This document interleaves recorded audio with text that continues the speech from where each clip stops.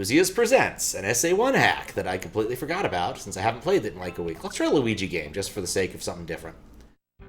I don't think it's going to make a difference. It's clearly Mario on the world map. So let's try Pillars of Fear and see if it's... Ooh, that doesn't look right. Luigi's start looks a bit mangled. Show your courage. I guess this is what we're doing.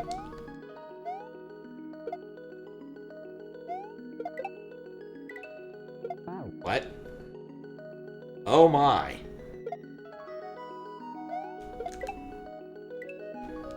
Do I have to wait for the other one to spawn?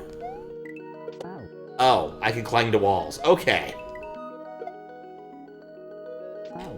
I was so confused. Sup, Simon? Chat can't see the hacks or SA1? No, I fixed that. I changed the way that's displayed.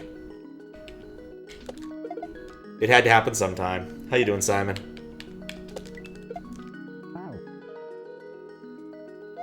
Not sure I like this level.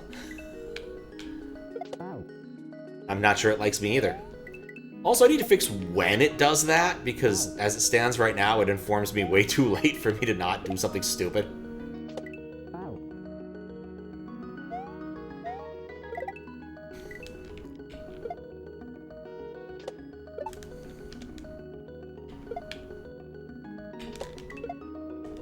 What exactly is being asked of me here? That part I understand. Doing alright. How's Mr. Mr. was good. It was Pokemon themed. Kind of. Puzzmon themed. So they made their own sort of small group of not Pokemon, which was pretty cool. And they had a Game Boy-esque game that was running in the web browser. You could walk around and unlock new puzzles and do other stuff that was pretty cool. They also had a Tamagotchi. Like an actual egg-shaped Tamagotchi thing. And I was the one who hatched it because I felt like taking a walk at the time we acquired the puzzle. Because it was a pedometer-based thing and you had to walk like, I don't know, a mile or something to unlock it, or to hatch it. Which was pretty cool. But basically what I did immediately thereafter was like, yeah, my interest in this puzzle's negligible now. I was just in it for the walk. Oh right, I go the other way. It was a nice walk, though. I mean, considering it was just, like, walking through MIT corridors. But there were a lot of really cool puzzles once we gusted out of the Friday round area that we didn't see as many of as we could have. The rounds were really involved near the end. The hexagon round is probably going to go down as one of the coolest things I think I've seen in the Mystery Hunt as a concept. But to explain it would require basically pulling it up and showing what the amount of work that Codex put into it and didn't succeed at. So until they unlock the web site, I can't really show off that to its best extent. But it was good. Like, as in terms of as far as hunts go, it was decent quality. I never come across a puzzle where I'm like, this just sucks, outside of the realms of like, I wasn't going to work on that puzzle anyway. There was one in the hexagon round, which basically involved... I haven't described this. Well, that's what you're supposed to do, is wait for it to do a big bounce, and there's a little bit of water up there. Man, I hate footballs. And I didn't do it right. Wait, I don't need to hug this wall. I can just go over here. But basically, the one of the hexagon ones involved a conlang for bees. I'm not a conlang man. We have people on our team who are. One guy in particular basically loves the conlang aspect of puzzling that comes up from time to time. I don't love this. What am I looking at here in terms of how I want... Conlangs being constructed languages, and it's not uncommon to see them in the Mystery Hunt, with the most common one being Chaotic, that dates back to... Was it the... I think it was the Hunt of Horror. But basically, you come up with a language that has its own rules. Like, not a programming language, an actual, like, spoken language. And Chaotic has shown up a few times. Initially, all it had really was ways of describing flags, and that had ways of describing street signs. And then finally someone, probably the guy who wrote the initial puzzle, to be honest, took it, cleaned it up, and made it into a language you could actually speak by, like, adding things like verbs. Maybe, I guess it might have had verbs beforehand with no passing and whatnot, but... And then there was New Chaotic and Old Chaotic, and people have done a lot of stuff with that. But conlings are something that one guy on Codex really loves, and everyone else is kind of, eh, whatever. It's not everyone else. Like, there's too many Codexians for me to make any prescriptive statement about all other people, because there are like 100 people on our team. Maybe more. Imagine. But as far as, like, on-site goes, it would definitely pass the glory days. Like, it's easier than ever to be an off-site hunter. Like, it used to be that when I would come in the morning... Oh, that's a better idea, walk up the thing. It would be difficult to navigate the room to get a seat, and now we have plenty of space. What's up, Luis? How you doing? Like, we have dual rooms, and I don't think there was ever any instance where, like, it was difficult to navigate either of the rooms. We didn't even, like, mess with the layout of one of the rooms. Because it had tables. Tables were good enough. Like, as far as it goes, like, I would much rather have a table than one of those tablet desks. Like, whenever I have to sit at one of those and try to use a laptop, it's just a nightmare. I imagine some using them... I took my MacBook Air instead of my big chungus friggin' MacBook. It was probably fine. But still... I'm not a huge fan of this level because, like, every setup feels the same. Like, basically, this is it. Like, anticipate the football, jump on the football.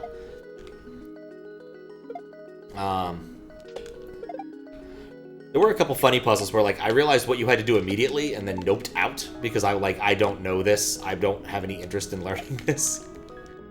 There was one that was, like, a relationship chart thing between the various characters of the Warrior Cats franchise, and I realized that very quickly what it was, and basically noped out.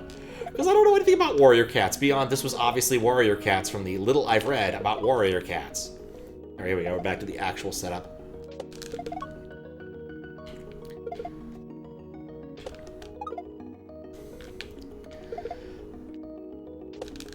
But, is that a midway? Huzzah! Alright, kind of bored and sad, been really cold, hoping to stream a little bit. Alright. Fair enough, it is the time of year for things to be cold, unfortunately. How do I just... Yeah, I can just do that. I don't have to worry about this guy. Oh my. That's... Well, also, I could just do this. Oh, I could just do that. Not what I meant to do. My timing's become too good, and I'm not actually prepared for the football when it arrives. How about me? I chose a trip? Yeah, I went on a long trip. More warrior knowledge than you have. The only thing you can tell you is that they're cats. That's pretty much all I knew, too. So, we're on the same page. What was funny, two different parents brought their kids in. Like, one guy brought both of his daughters, and they were suitably adorable.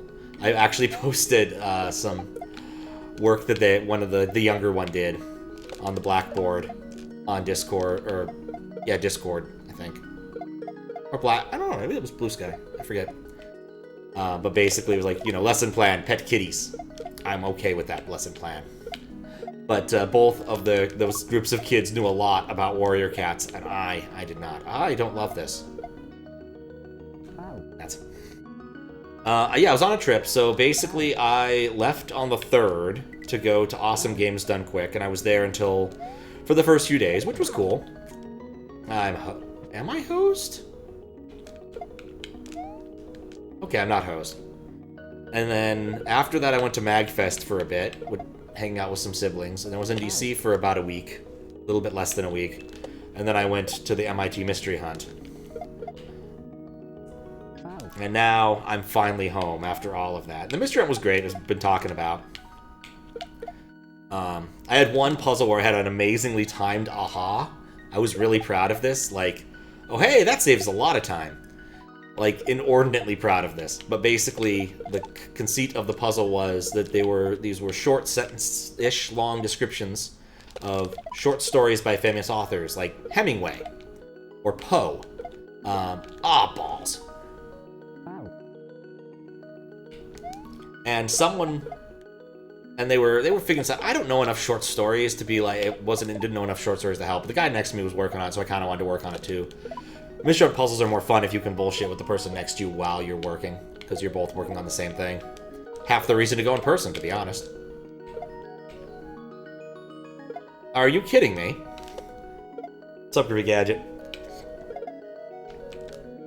I can't scroll. Oh my, okay. So that wasn't what was being asked of me.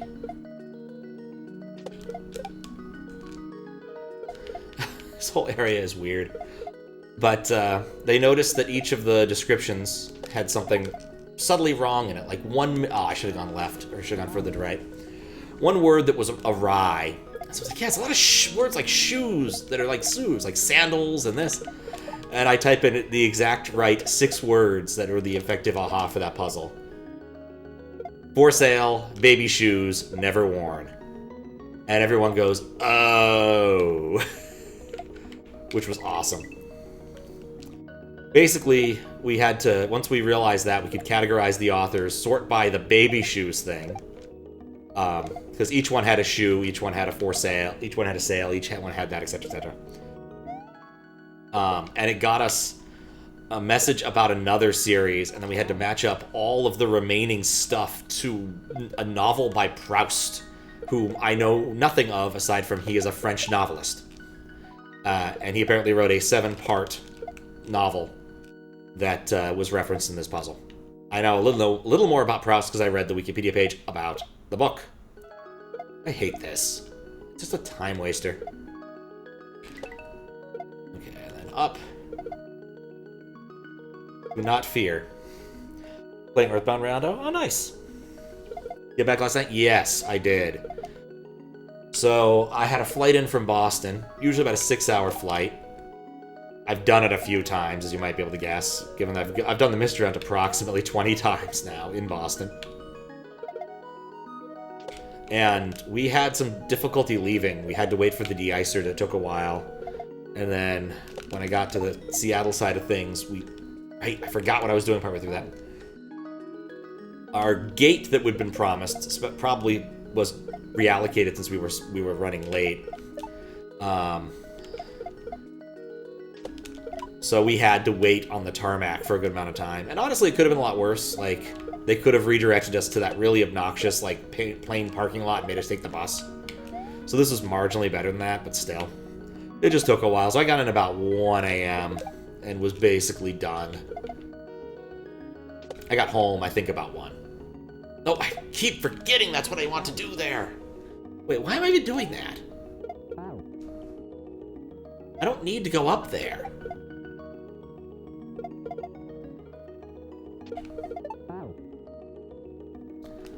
But yeah, it's good to be home. I'm not going anywhere for a while. I'm done with travel, as far as I can tell, for an indeterminate amount of time. It was nice to go to AGDQ and hang out with people. Played some pinball with Glitch Cat. Hung out a bit with Blue Ribbon. Met DJ Enby, which was pretty nice. Legitimately funny. That was like the last thing I did at GDQ. Enby was setting up to play some handheld game thingy that had, a lot of different game emulators on it. And basically handed the thing to me and said, hey, pick a game. To which, of course, means I want to pick weird, interesting things. And it was like, oh, Saturn! Okay, so I'm going to put this game! No, that wasn't on there. Ended up making him play Echo the Dolphin for a non-trivial amount of time. Because most people never actually played enough Echo the Dolphin to really understand Echo the Dolphin. What's up, Godawurst? How you doing? Yeah, hanging out with Glitch Cat was fun too. I actually got to help him a little bit. He was showing off some of the SMB2 stuff he's been working on. And what was funny was oh no. I think I actually understand what I'm supposed to do now. I was watching him play it for a bit, and I eventually was like, I think you have a soft lock. So I do think I did find a soft lock. But I won't say too much because it might ruin the level. Please. Oh, good, it didn't kill me. That was a level. 18-ish. It took about 15 minutes. I could live with that. Progress. Alright, I guess I have to do this now because of the way I've ruled this. Because you can't tell if you've finished ghost houses or not. So my goal was to have them surrounded. Yeah, the Luigi start just does nothing. Ooh, what? Oh, one of these levels. I like the background. That is... Wait. So I'm still Mario being chased by Luigi. Of all of the features to not work, this is a weird one. Yeah, no, I met Glitch Cat... Oh, God. At SGDQ 2025... Or 2024. Which was pretty cool. It was a little embarrassing. Alright, I'll tell this one, even though it is a little embarrassing. So, I was standing in line to get my badge. And, you know, I had decided to go to GDQ a little bit later than I probably should have. I don't know what I'm doing. Hesitate here an extra second, maybe? This is... Oh, God. Alright, I'm probably going to throw an epilepsy tag on this game. Just because of this room. He is pretty alright, in all honesty. But, I mean, you meet a lot of cool people at GDQ. Other people I got to spend some time hanging out with. Thab, a little bit. Mooing Lemur, also pretty cool. Okay, I think just a little, maybe a longer turn back there. Cuddles, who despite his name, does not care for them. Pretty funny to me. But yeah, no, it's a fun experience going to GDQ. Getting to meet some people who, like, you've seen them, you hear their name. Oh, I didn't finish the story. Alright, so, dang it, I'm really bad at that. So, basically, I'm standing in line waiting for my badge. It turns out my badge isn't ready. Not, like, in the sense that, like... I'm not getting a badge, but in the sense of, like, it's, yeah, I think I'm gonna go over the top here. That's a much easier route. Just in the sense that they didn't make it yet. And so, for the vast majority of the badges, they send them to a third party to print them. Because they're basically chunks of plastic, okay? But, for people who show up late, they have an on-site plastic printer. Which is dog slow. Takes about 10 minutes per badge? It was something insane. Because I was bullshitting with the badge people while waiting for this. And I'm just like, hey, I've never seen one of these. I want to learn more. And then I see someone who looks familiar. And I'm like, do I know that guy? And like, he's got his thing going. He's got something going on. He's trying to figure out how to, like, get... He had a question for staff and I had to, like, wander around and do a bunch of stuff. Oh, that's what I do here. That's not what I do here. So it goes in this little back room for a little bit, and then eventually comes out, and I'm like, oh, wait a second, I know who that is. It's Glitch Cat. I was, like, standing next to him for a few minutes. I'm like, dude, I didn't recognize you. You're wearing a hat. Quite literally, I did not recognize Glitch Cat because he was wearing a hat. So, which was kind of funny. Cool stuff there. I got to play Glitch Cat's pinball machine. So Glitch Cat, for the longest time, had a pinball machine in his living room that was busted. Just like, it'd been sitting there forever. Wasn't working. A friend of his had bought it, saying that he was going to fix it, and then never did or something. The story that I got, that I understood at least. So eventually he traded it to a guy, Pinball Mike as he called him, who was the guy who actually brought the pinball machines to GDQ. Of which there were some good ones. But the only one I ended up playing was Glitch Cat's X machine, which was Embryon, which I kept calling Umbreon because Pokemon, you know how that goes. I think I held the high score on it for the better part of the con.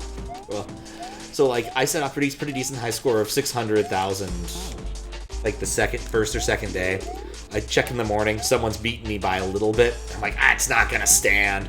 So I go and grind on the machine for a bit, and I get a 700 mil and or 700,000 and change. The machine rolls at a mil, so like it was conceptual that I could have rolled it. I never managed to get a better game.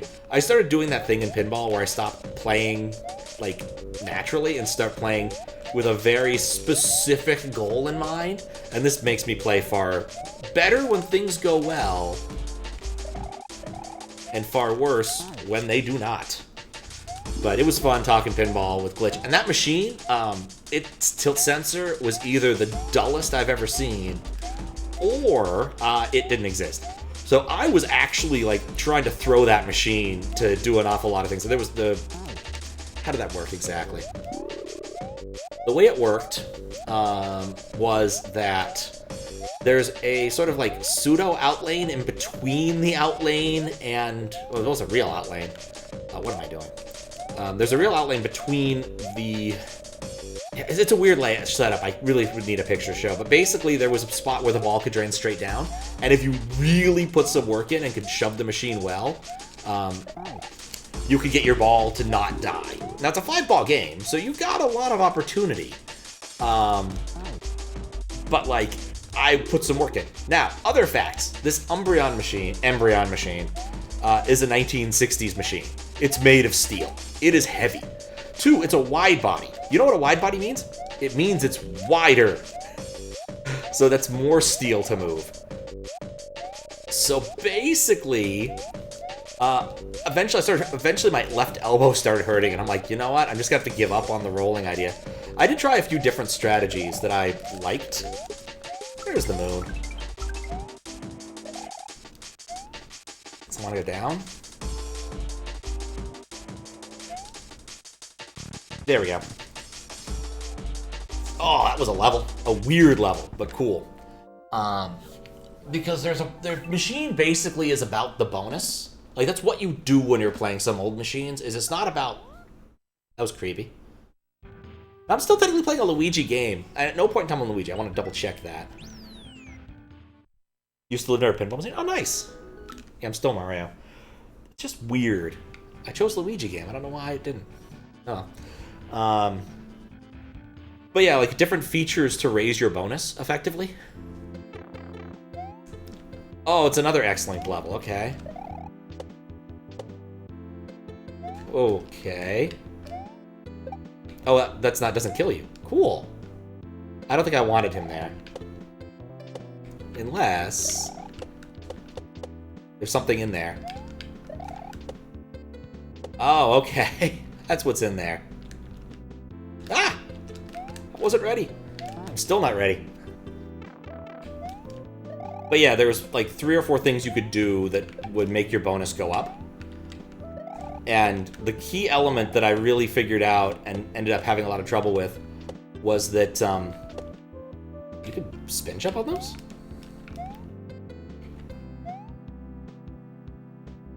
Need a lot more height. Is that there was a way for the game to award you your bonus as you were playing, which turns out to be a very powerful incentive. I'm gonna regret having done that.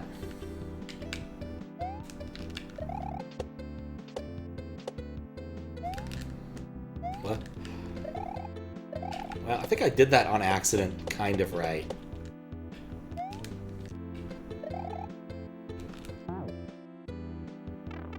So yeah, the main feature of the game were like, you have 2 lanes. Was 3 lanes? Yeah, there were 3 lanes up in there, the A and the B and the star. And like the key thing that I began understanding was that's how you raise your bonus multiplier. Everything else you do in that game basically raises your bonus number by increasing it to a certain extent. And then after I think about 50 or 60, your bonus ceases to matter. Like, you can't raise your bonus anymore that way. You have to raise it via multiplier. So getting a huge bonus is really a big deal, especially if you manage to pair it with getting the just earn your bonus thing you can get out of sort of... In modern pinball, be a mystery spot, but it's not really the same thing. What's up, Boosius? How you doing? I did enjoy it, actually. It's the second stream. I did notice something odd. I started a Luigi game. Actually, I'll show you this to you right now. Thanks for the good luck, too. But it doesn't seem to do anything other than show the name Luigi. I do want to start this without any of my code or anything running just to make sure. Which is what I do at every single instance I run into something weird like this. I always double check it by taking my stuff out of the equation. But it just seems like a weird graphics issue, and I'm still Mario, and I don't understand what the purpose of Luigi mode is, possibly. Only other complaint is I can't tell whether or not I've beaten a given fortress. Otherwise, I'm enjoying it quite a bit. They're interesting, mostly small levels, which helps. I like little gimmicks. Can I make this? I can make that.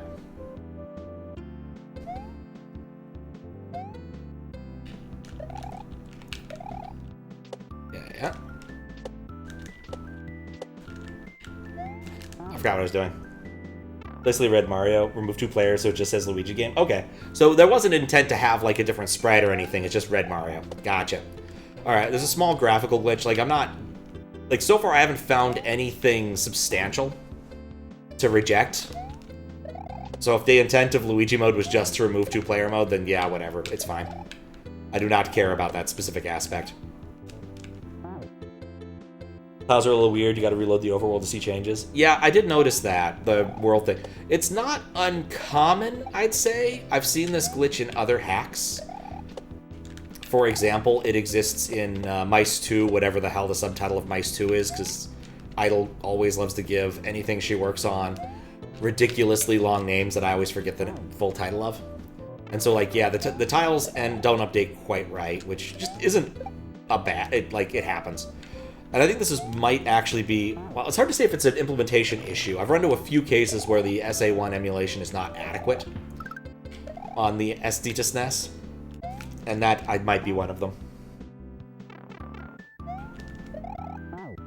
So, anyway, Embryon. We're talking about Glitch Cat's pinball machine. Or the machine that Glitch Cat used to own, because he did that. So, like, there were the out lanes, and then there was the one shot. So, basically, the other thing I figured out pretty early on was that there's this scoop on the right-hand side. So you launch the ball via a normal path. I messed that up. And what ended up happening was if you manage to get a ball into that little scoop, it activates 3 rollover targets. Now, if you don't play pinball and don't know what a rollover target is, rollover target is a target you roll over to get points. As you can imagine,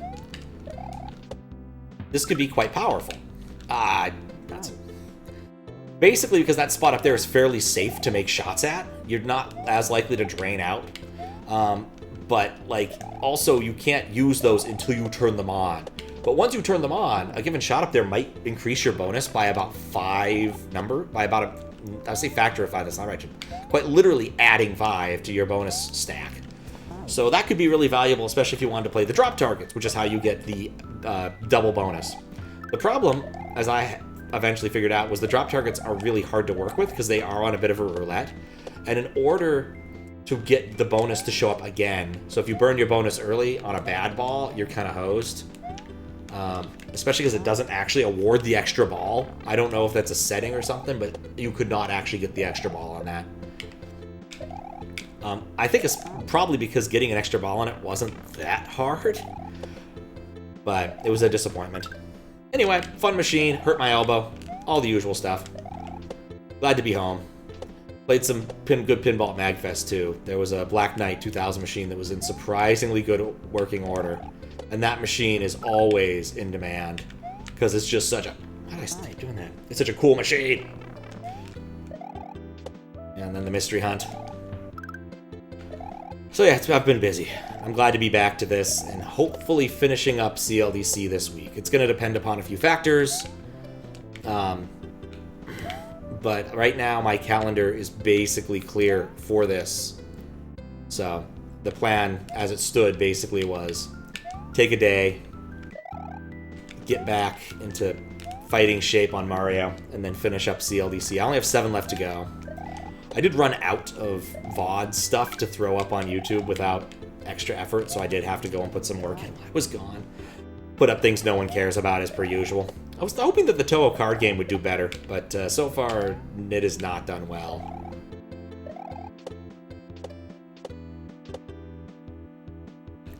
But you never know.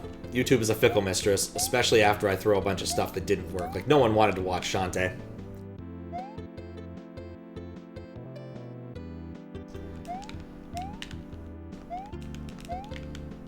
Put some more work into the 48-hour contest, level design contest, too, when I was on the plane, which was good. I got all the levels names down, created my more useful description sheet, that kind of thing. Maybe I'll skip this one for the time being and come back to it. Like, unlike castles where my policy is, like, I need to, if I beat the surrounding levels, I need to beat the castle. Otherwise, I will not know if I've beaten it. I don't need to have the same policy with this level because I don't think it's a castle. What else was cool? Oh yeah, I got to play Dan Salvato's game, new build of his game at GDQ, which is always fun. That game looks so good. It's so very, like, him. It's so full of, like, demos and stuff. I'm looking forward to that one coming out, I'm not gonna lie. It's a game that's going to run purely on the Amiga, but will be shipped when it, arrives in Steam and other places with an emulator, so you can play it. And it's single-screen platformer, because that's really what the Amiga... I mean, the Amiga can do a lot of stuff, but, like, that's what Dan wanted to make. And it's very I want to be the guy. There's a lot of spike jumping and whatnot. But the bosses are really where it's at. I still have been studiously avoiding reading the plot, because I don't want to read the plot until the game comes out, because I want to get it all at once. Like, that's the thing about plot. I don't really want it to come to me. I didn't want to get it spoiled too much by the game. Amiga game Lemmings. It's true. I've actually played Lemmings on stream at least once, which you probably saw, actually. I've done it multiple times. I've played Lemmings on stream at least twice. Only Christmassy Lemmings, though. Does remind me, way back in the day, there was DHTML. Actually, you know what? This is mildly irrelevant since we're talking about puzzles. So, way back when I was a little bitty intern working at spending my summer at Microsoft, I did the intern game, which is another kind of puzzly event thing. The basic idea being you kind of get into a van and go between different spots, solving puzzles that tell you where the next puzzle is. It's changed a bit over the years because interns have gotten lamer. That's really the truth of it. And for 1 year, the design principle they wanted to use was they wanted to send us sort of on this big cloverleaf around Microsoft and Redmond instead of sending us to really far-flung places, which they had some problems with in the past.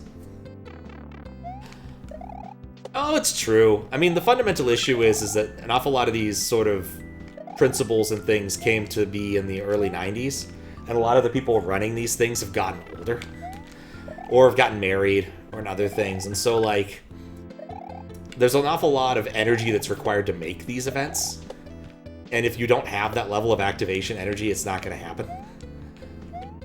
Thankfully, like, the Mystery Hunt itself has a lot of, like, young blood coming in because, well, MIT is a school. Shocking, there's always going to be another class of whatever who comes in, and some percentage of them will be like, oh, yay, puzzles! And some percentage of them won't be. They'll be like, oh, boo, puzzles. I hate puzzles. Why they're at an engineering school, I hesitate to ask. But there'll always be some. Is this the end of this section? Ow. But the idea for the design that year was that they would have us, as interns, go around, do some cleverly thing, and always circle back to Microsoft. At which point they would have a larger set piece for us to do. So this included something they had found out in the wild. Like, this wasn't something they had devised. It was, how would I describe this? Leaf blower golfing? It was weird and actually surprisingly fun. Alright, I remember now. And I was hoping this pipe would be the end of it. There was at least one other one. They made us do a DDR thing too. That was fine. Maybe that was a different year. I forget. Oh, that's the end. I'll take that. But one of the things they had us do was live action Lemmings. And so basically they put us under, we arrived at the like parking garage under 16, 17, 18. It's called Log Rollin. The Big Slopey. Thanks to GG. Yeah, oh god, why did I choose slow munching? This reminds me of Jamie's work. But basically we're put down, oh hello. Oh god, what's in the box? I want to know what's in the box! Vision Boo's Bay had Tiny Cook. Do want to warn you, I take it you've played... I did beat Green and Red, yes. I definitely do think that I might put an epilepsy warning tag on the game when I accept it, or if somehow I find some sort of bug that merits it, reject it and suggest that as part of one of my notes. What's up, Kappa? How you doing? Anyway, live action lemmings. Point I wanted to finish. Basically, we were described this kind of chalk. They gave us a little chalk scene we were looking at, and we're told, okay, so you need to get your lemmings from the side, one side to the other. And we're told we could go find tools in various places. And so one of the issues was that there was a big pit of fire, as they described it. And so we went and walked through the buildings and found the things we needed. Found some, like, steel plates. We found a water gun. We found a few other things. I forget what they were. I think one was a stop sign, so we have a stop lemming. But the thing is, when we said lemmings, like, literally these were just random Microsoft employees that were volunteering for the event, who, you know, would do the things that they were handed, that would use the things they were handed. And it was hilarious. So we thought, okay, there's the fire thing. All right, we found the squirt gun. We'll use the squirt gun. So we hand the squirt gun to the lemming. He pumps it once. Of course, it's a super soaker, because what else are you gonna do? He pumps it twice. I need to not do that.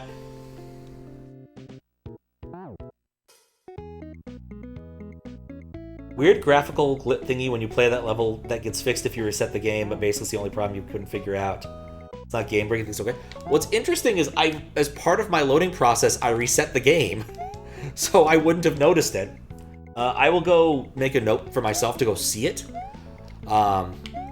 What is the God, I didn't even finish. Anyway, what does it do? Just so I can, will it be obvious if I take a look? And I would suggest making a note of that in the event that you end up doing, like, some other point releases saying, this is a bug, I don't know how to fix it. Or, like, messaging someone like Max or something on the hopes he might be able to help you out. You never know with Max. Sometimes he just knows the answer off the top of his head and will be happy to oblige. Gotta go to a different overworld. And you have put it, I didn't read the readme, that's on me. I probably should have. Alright, go to the overworld. Go to a different overworld. I see what you mean. That is a little bit of a problem. And I'm glad you've put that in the readme. If I come back, can I see? I'm in Bumpty Hill. I don't think that's where I was supposed to be. I don't know where I am now. I'll need to reset. That is a very weird bug. Oh, fix if I enter an exit level? Okay.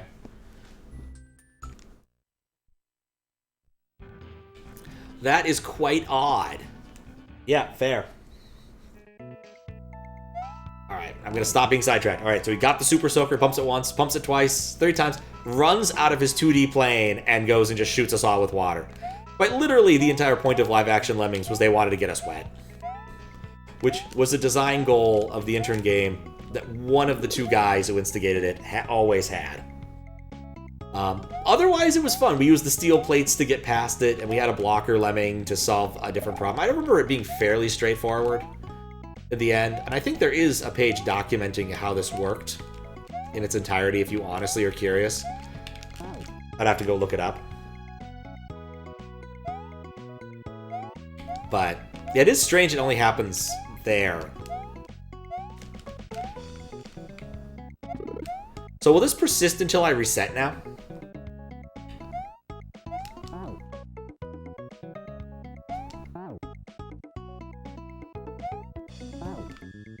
Anyway, different days. I will say again, like, the Mystery Hunt this year highly ambitious. The things they did. One, they made sort of a live-action-y... Not live-action-y.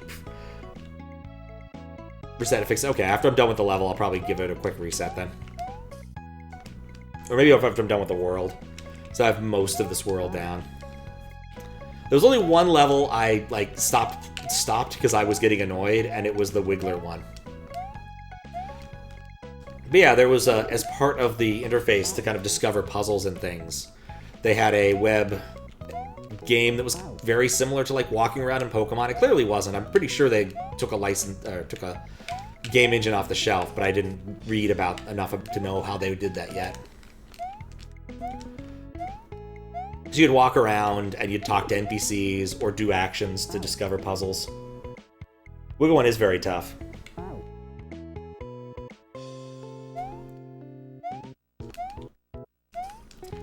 I ended up... So basically, it would let you discover puzzles, but you wouldn't get them immediately. You had to spend research points, as they called them, to get puzzles. And I think there was like a certain amount of, you got a few per hour or whatever. But the primary way you earned research points was by doing tasks. They called them research tasks, which weren't puzzles. This was sort of their substitute for the scavenger hunt that usually happens every year. So the scavenger hunt... I just need to stop doing that. Was basically happening all the time. So like one of the first one that was unlocked was to crochet an egg creature that was sort of their Pikachu, which was basically a version of Pikachu, who looked an awful lot like a slime, but nicer from Dragon Quest. I'll be shocked if that wasn't the inspiration. Though what it really reminded me was the Dagus from Neptunia, which are clearly a parody of the slime from Dragon Quest. But nicer, because they're supposed to be much cuter. And not quite as weird. And not designed by the Dragon Ball Z guy. Talking about precision platforming earlier. It's apropos. Okay. That jump kills me.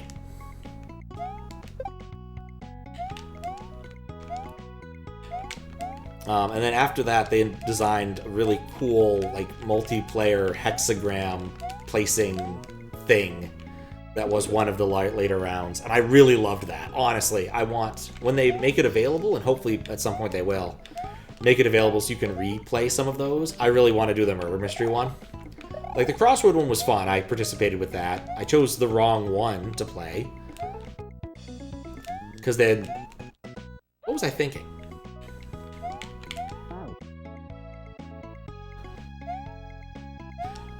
But basically initially unlocked what looked... Should be fine. What looked like a crossword. We are technically playing as Luigi, so we get the Luigi colors of whomever we have. And Marissa gets a white hat. Because that's what her Luigi color is.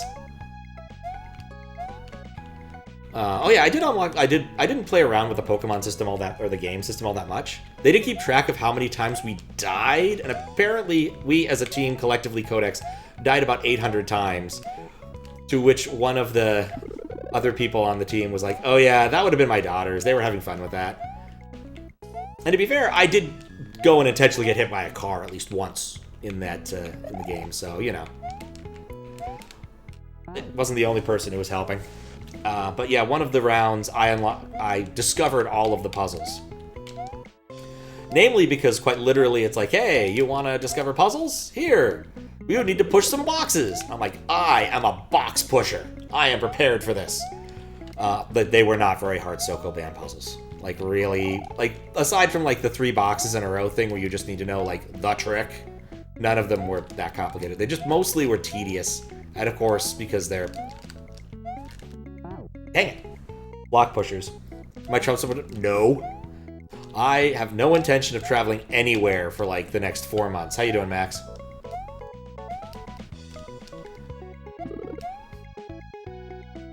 Looks like Marissa's got her PJs. You know, I don't blame you. He's got kind of like a sleeping cap aesthetic as opposed to a witch's hat. Marissa has stolen the precious pajamas. Now, there was another one I ended up helping out with, which was like a variant on Keep Talking and No One Explodes, where we were given 2 logic puzzles and a crossword. One was like a Sudoku. One was like a line drawing loop thing. I think it was like, it could be a Slitherlink or a Narakabe or something else. I don't remember the exact definitions, but basically we sandbagged until we got the Sudoku, and we found a guy to do the logic puzzles, and then we had a couple people do crosswords, and while we were looking for things in the crossword, like, does it contain more vowels than consonants? Unlikely in a crossword, of course, but it's possible. And if so, we had to push one of the buttons. It's like very much keep talking, no one explodes, which was cool. It just took us a while to unlock it, and when we did finally complete the highest difficulty, it was a gigantic anticlimax. Because we got the congratulation message on our screen from the NPC, many of us. Why did that kill me? And then nothing happened. We didn't get our puzzles released, so we had to message HQ and be like, hey, we did the thing, man. Can we have our puzzles? They let us have our puzzles, which was nice of them. Oh, hello. What's up, Risto? I could use a short handbrake.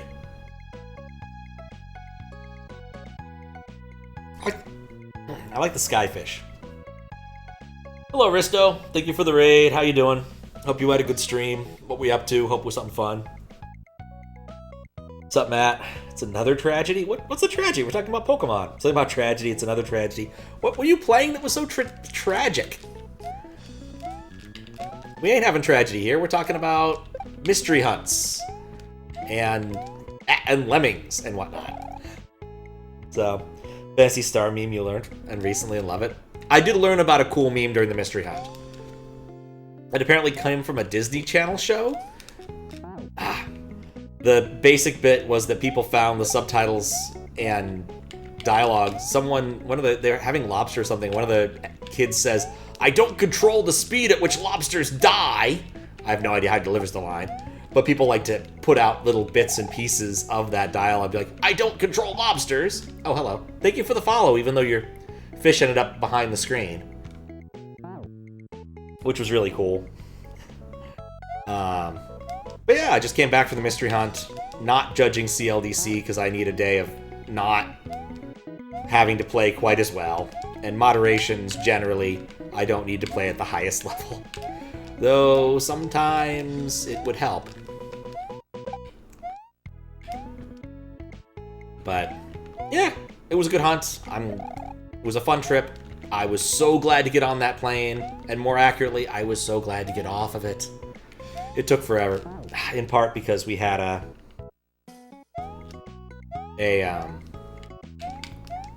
had a few different delays, de-icing in Boston, and then I'm getting better at that.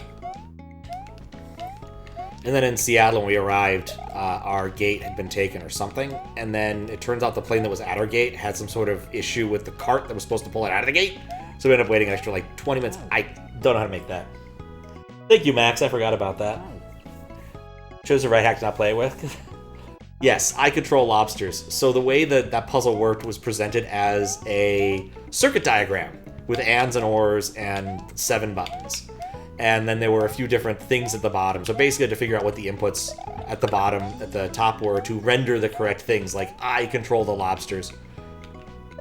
Or to produce all of the bits on, which would be I do not control the speed at which lobsters die. So, cute puzzle. Very cute puzzle. I wish I'd worked on it. I need to remember to spin jump there. Only looked at it, saw it in retrospect. You can't, at least with nowadays mystery hunts, it's really hard to see everything and work on everything. But honestly, even in older mystery hunts, I didn't always. There was one mystery hunt I did not look at a single puzzle in one of the rounds. That would have been the Hell Hunt. God, when would that have been?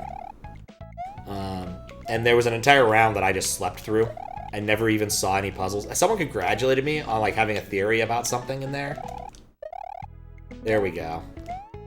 And I'm like, what? Yeah, someone had been using my laptop while I was asleep. Back when I would have been more comfortable with that. And fewer people had laptops, so.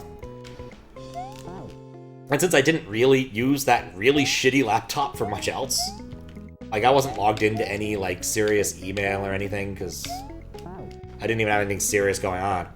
That crappy laptop did come in handy. First year I went for Mystery Hunt, 2006. One of the puzzles we got was on a floppy disk. and someone was like, does anybody have a floppy disk drive? And I'm like, my shitty old laptop does! And so I got to be helpful. It was a cute puzzle because basically it was a bunch of parodies of famous ad things, various advertisements over the years, but except it had like different people's faces in them. They'd been photoshopped. I think they were all characters in Zoolander. I hadn't seen Zoolander at this point, so I didn't know anything about it. But the end result was a link to it gave us a pointer to a file that we needed to watch. And it was the bit from Zoolander, the files are in the computer! And then him dropping the computer. What we realized, of course, was what we actually needed to do was open the floppy disk and extract a small piece of paper from inside, which was cool. So, that was a fun puzzle from back in the day. Way back. Yeah, that laptop didn't function without a power cord, and it was just bad. It was so bad.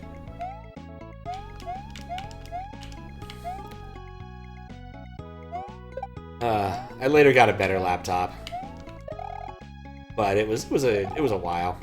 I used a laptop for a long time until I started using MacBooks.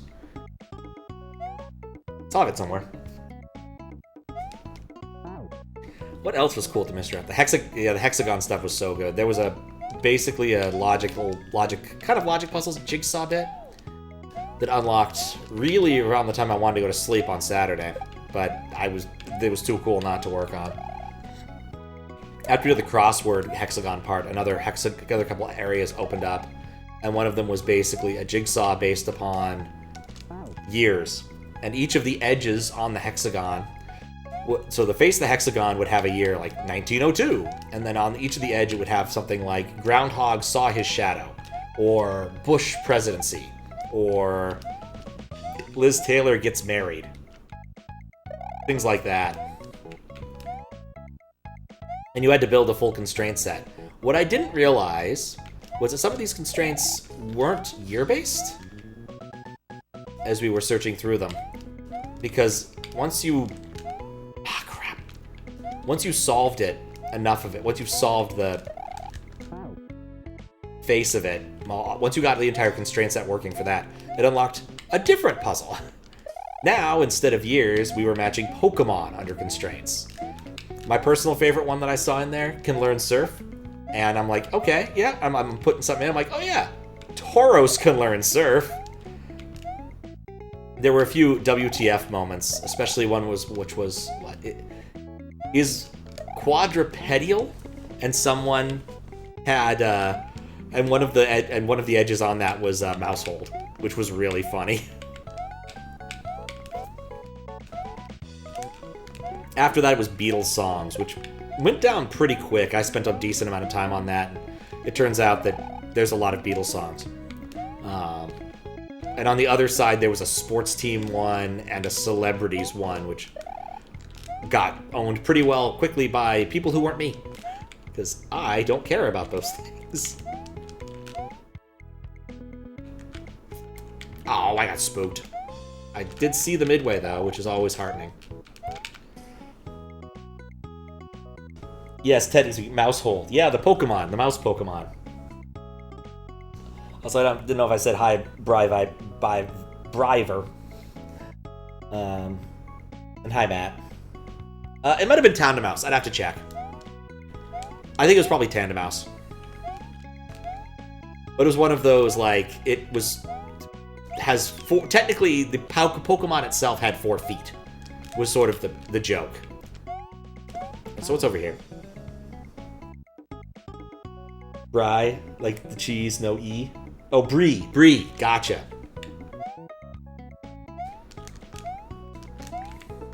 It's always hard to tell.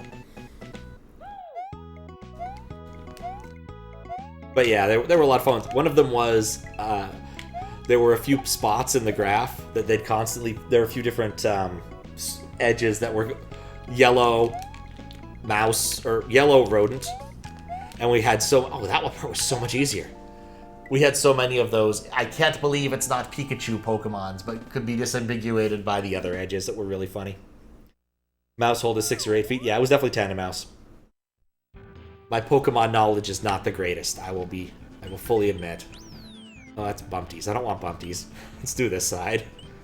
Peak performance. Oh, hey! It's this guy!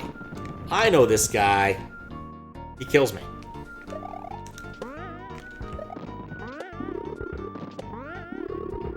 A Daiso Devon fever dream invention.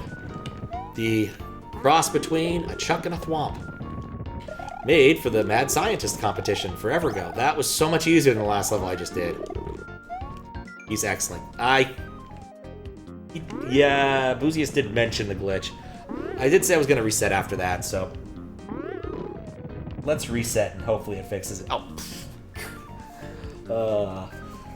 If your Pokemon knowledge in the glitch, I'm happy to fill the gap. Thank you, Desi. Thank you. Always amazing me. You've got that perfectly filled out, too. If we could see it, because the layer has changed.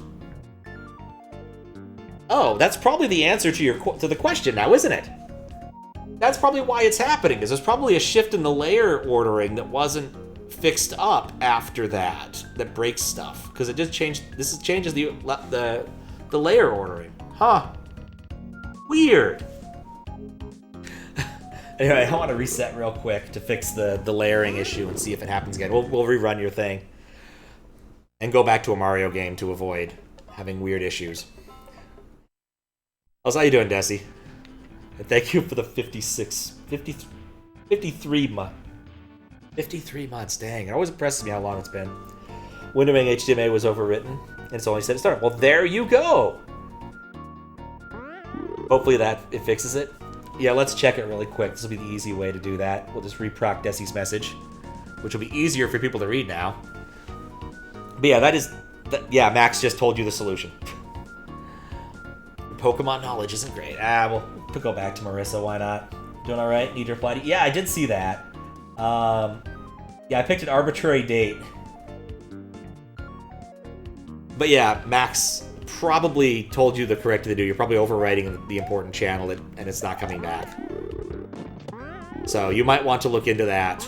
I'd have to remoderate the whole thing if you did fix it, though, so... Consider it for a point release. Because we don't do midstream updates anymore. That's not something we do anymore. Traveler tips. The creature will hover in the air when they jump.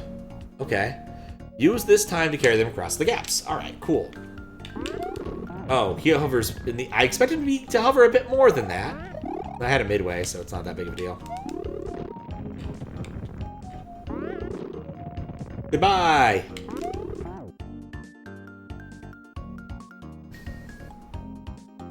Still playing as Luigi before the reset? Yes, I was. Quote-unquote Luigi. It's fair, I do have a warning. That's fine for the time being, yeah. Like, there's a way to fix it, it's in the README, I don't have any qualms. But it's one of those, if you do fix it, I would have had to redo the whole thing again. We just don't do midstream updates anymore, that's not a thing. It has been decreed. Like, if it's that critical of a bug, we would just reject it now, save everyone some time. But again, it's not a critical bug and I'm having fun, so... Just need to stop doing that. Instead you get 3 threads. Yeah, pretty much. Well, Thwux? I don't remember what Daiso calls them. It's been a while.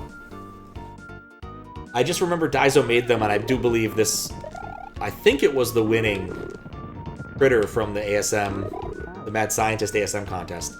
So basically, the central concept of that contest was combine 2 sprites into 1. Some people chose... There was one that I think it was like Boo Rings and something else. That one didn't work.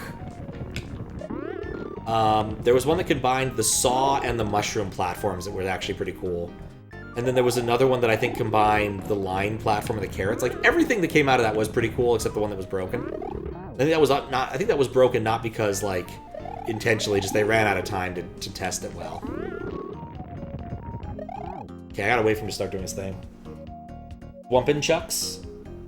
It sounds right. Yes, Thwompin' Chuck. Anyway, Re-Metroid. Yes, I just need to make sure I get CLDC finished first. I was really hoping when I wrote that message that I would have finished CLDC by that, but basically the day after I sent you that message, Desi, I got sick. and that was right before GDQ, and so I basically spent the week doing everything I could to get well. I didn't want to tempt any fate.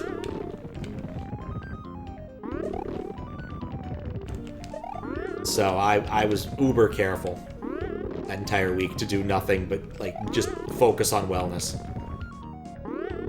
Unfortunately, that put me a week behind. Game plan to be played. It's true, it has been. And I've gotten most of the things ironed out in the tech from forever, well, as much as I can. USB to NES still kind of womps. Maybe even thwomps. But I'm back. I'm not traveling for a while. We will get this done. Because once I have CLDC done, my schedule's mostly clear beyond let's do some Pokemons, or if I want to play a specific game. Stream-wise, of course. Life still interferes in ways. Funny thing, actually. I got a message during the mystery hunt. Like, at 1 p.m., like roughly when we're getting started, saying, hey, could you be available for a meeting at 3? And I'm like, what? Dude's like, yeah, could you be available at the meeting? I'm like, what's it about? He's like, I just need you there as a prop. And I'm like, what? He's like, yeah, you're our architect. You just need to be there as part of the sales meeting. I'm like, okay. He also offered me triple time for it, so I'm like, yeah, of course I'll do that. I can live with that. And then I talked to one of the people involved. I was like, are you going to be on this project? I'm like, what project? She's like, the one we had the meeting of. You had the meeting about. I'm like, I literally don't remember anything about that meeting because I was looking at puzzles most of it. I told you, I was there as a prop. That was fun. No worries. Yes, I am looking forward to it too, because like I like a good Metroidvania, and I haven't played one in a while. When I raided, I think it was Memory Lane the other day, after playing the Toho Slay the Spire game. He mentioned a game that's been sitting in my Steam library forever, which is a Toho Metroidvania, which would have been fun to play. We're gonna play Metroid first. I need to just be... That's the end of the level, too! Okay. What's up, Mixter? How you doing? But I remain cautiously optimistic.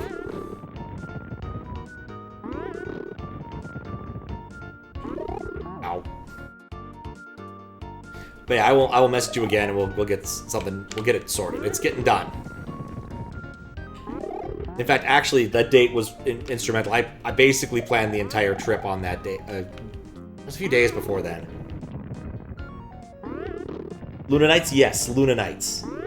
I like a good Toho fan game. I've played a good number of them. That's another thing that was at GDQ, actually. So, at PAX, I played... One of the first games I played, actually, when I was walking around, was... a Toho fan game, which is basically a Pac-Man-style game starring Chirno. The goal of hers is to sell snow cones. But for various silly reasons, of course, she doesn't actually bother to flavor them, so they're snow-flavored. This does not endear her to fellow Tohos, and therefore, Damaku ensues. They had a new build at GDQ, which I played, and it was actually kind of funny. I sat down to play it, and one of the devs was like, oh yeah, have you played this before? I'm like, yeah, once before. It's like, you look familiar. And I'm like, yeah, you gave me a t-shirt at GDQ. I played this very well. I tried the challenge, GDQ challenge. I did not do remotely well enough to win the challenge. Help 100% in it? Nice. But I did get to play most of the new level 4, and yeah, level 4 amps up the difficulty. I didn't successfully beat it without... I didn't successfully beat it. The last stage is nuts. I could not figure out a good strategy to avoid the bullets at all. And they had a bug where, like, the motivation wasn't building. Like, after you burned your first motivation, you were hosed. Because sometimes you just end up in an intractable situation. And when that happens, you just need to use your bomb to avoid it. And I couldn't, because I didn't have a bomb anymore. And, like, the first phase is, like, 6 phases, and then the second phase is, like, 4 phases. I think there's a couple phases before the first set of phases, too. But yeah. Like, level 4 is long. Level 3 was long. Level 2 is pretty long.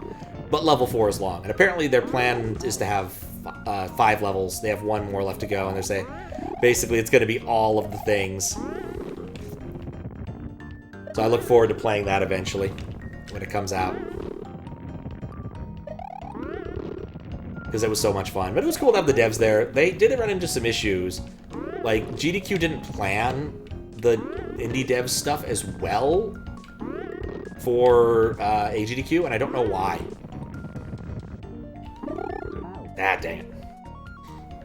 So at least according to the Cheerno guys, on day 1, I didn't know where they were. So after Author Blues and Shovdo were doing their initial runs,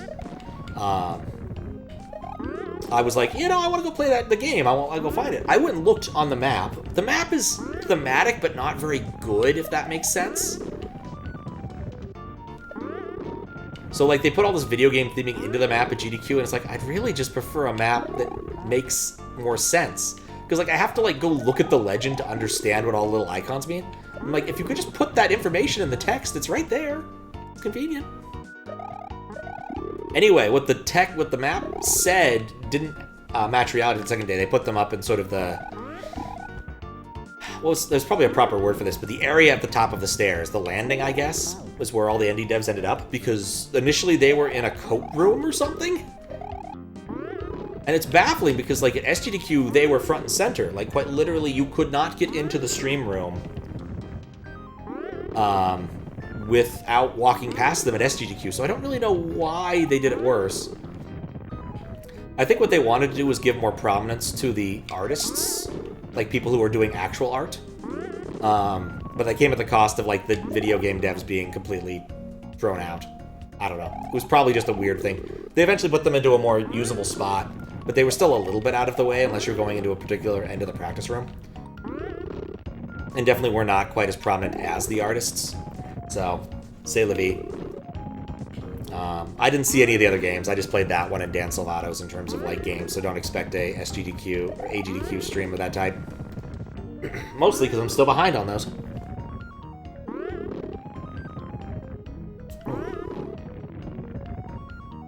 But no, I do not believe that there were any rooms labeled Kaizo. We never actually established a Mario spot. Right, I need to keep moving there. Typically at GDQ, once you find the Mario people in the practice room once, you'll be able to find them indefinitely because they will always be at the same rough location.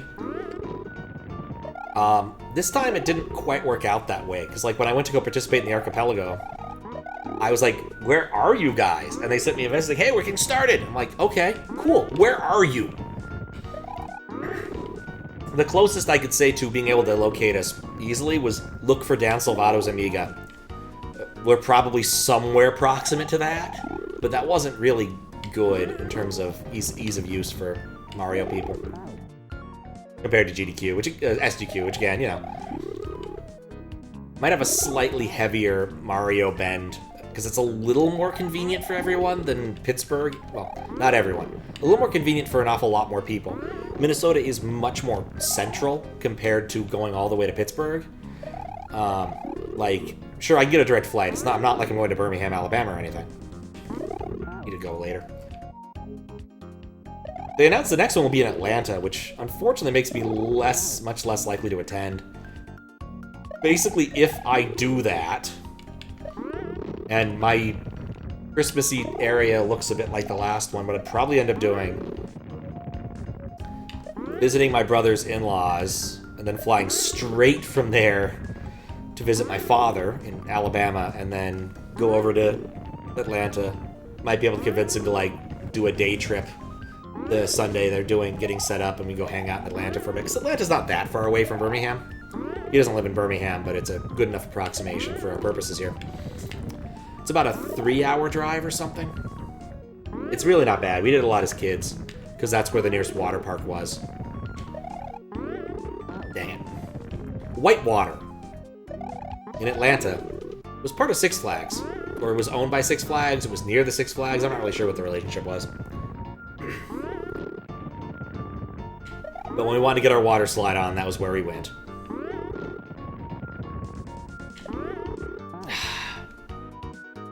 I like the mid-air jump. It actually makes my life easier when I get it.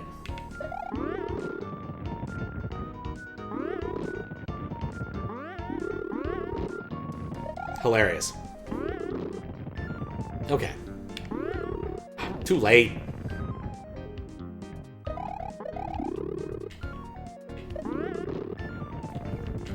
Let me wait a cycle. Let me wait a cycle. Just not moving.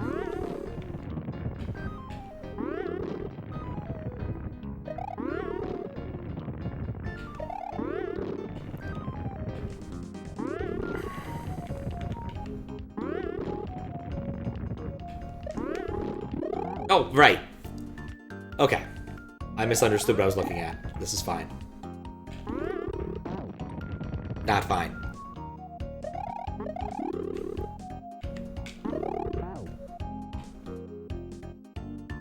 Oh, anyway, it was fun. Would recommend if it's not too difficult to get to. GDQs are a lot of fun. It's just kind of cool to meet the people, and they're all fairly normal people. At least all the ones I've met. Maybe Mario people are fairly normal, at least for internet people. Met 100th Coin as well, which was actually pretty funny. So I met him, and I messaged Fiskbit that I was literally standing near 100th Coin and asked if he had any messages to send. And quite literally, Fiskbit wakes up, sends, "Tell him to make more tests," and goes back to bed.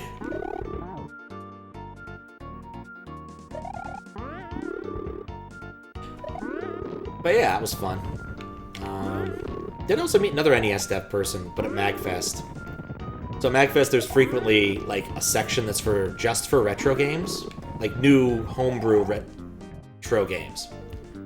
And a couple years ago, I think, for one of the NES dev compos, this dude made effectively kind of a Crypt of the Necrodancer style game for the NES, which was impressive and fun and won the compo, if I recall correctly.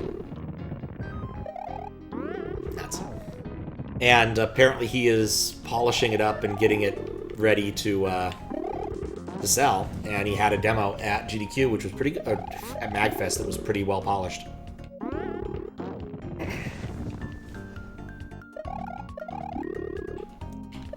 Just need that to go.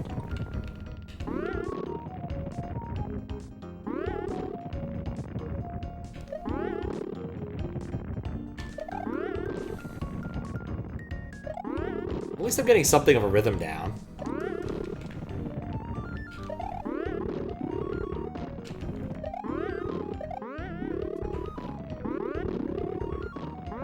What? Oh! Yeah, I think I just need to keep the rhythm. He said as he lacked rhythm.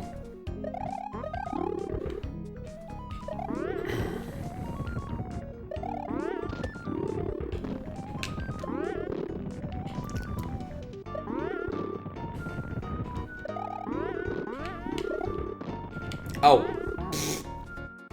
I wasn't paying attention to that guy up there.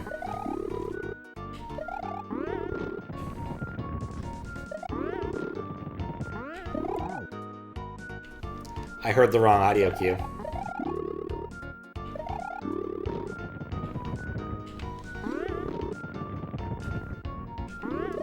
Wait.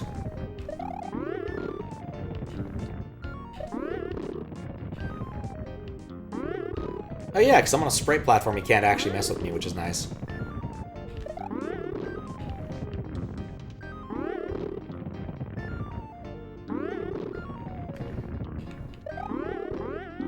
Oh. Once I have more than one thing to manage, I immediately just go dumb.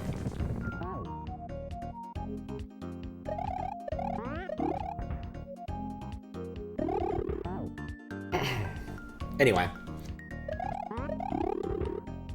Big money, no whammies.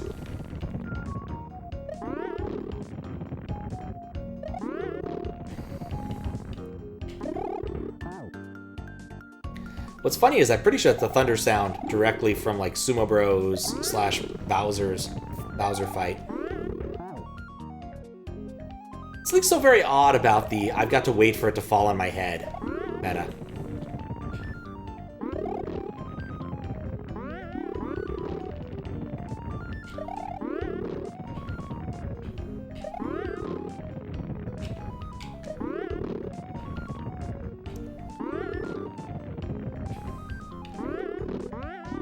Oh, for Pete's sake. I need to stop making the same mistake. I want to make different mistakes.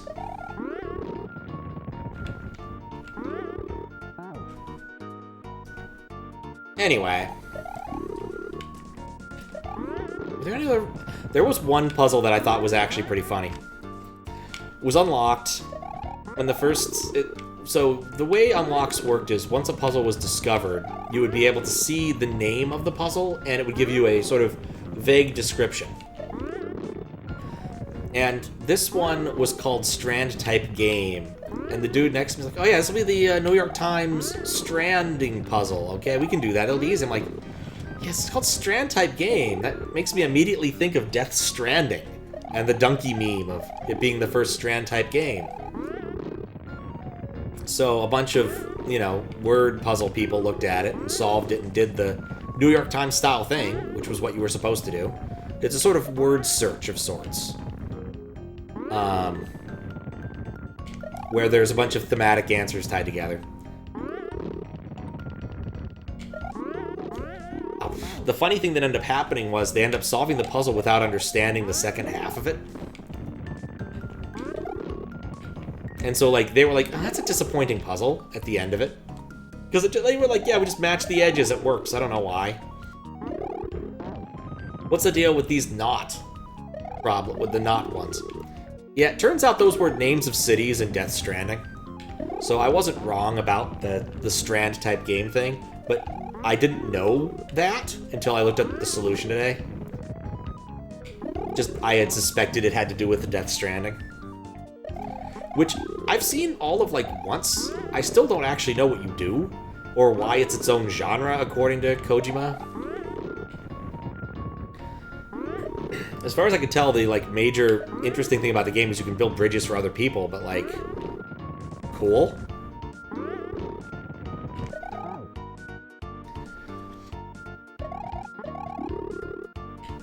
Does that truly make it its own genre of game? I just don't know.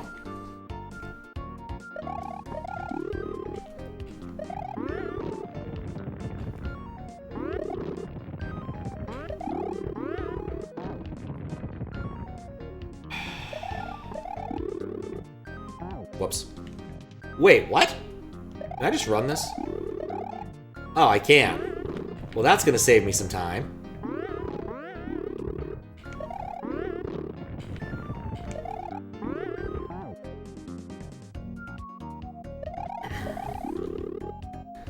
All I've seen of Death Stranding 2 is that Kojima included his favorite VTuber in it, which I think is absolutely hilarious.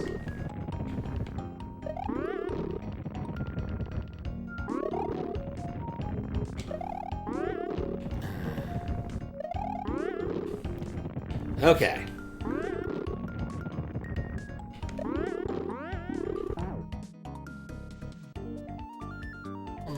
Your buddy might attempt a task of this one day. Stuff like this would be cool. It's like, oh yeah, I bet.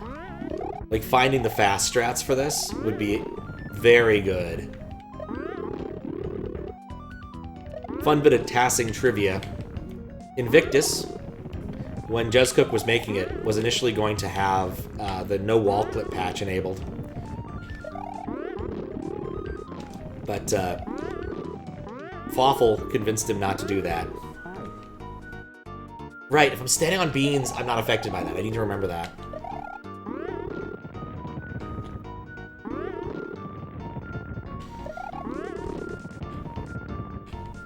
But yeah, Fawful wanted it for the TAS. I actually watched him TAS it forever ago. The rule being is that you can't, like for hacks, for TAS videos, they have to be the raw patch. They can't have, like, convenience patches patched in. One of the rules. There's a lot of rules on TAS videos that are weird. There was one I really wanted to see. It was a TAS of Monster Rancher 2. But there's apparently like an infamous PlayStation demo disc that has like a really good monster you would use, and the guy who had made it. Monster Rancher is a game where you get different monsters by putting different physical CDs into your PlayStation. I guess that's an important note here. And different CDs would produce different monsters with different stats in this. It turns out it's all based upon the CD subcode, which is something I wasn't aware of until much later in life. So, as someone who had the game, well, not much later, actually, I knew about that while I was playing Monster Rancher. I would burn some CDs with the wrong subcode to unlock cool monsters. Which, there was a website that documented this forever ago. It documented actual CDs, but would also give you the subcode. If you used the specific CD burning software, you could use the wrong subcode. And I'm not still sure exactly what subcode is, except I suspect it has something to do with error correction, because like everything on this medium of CDs has to do with error correction, pretty much.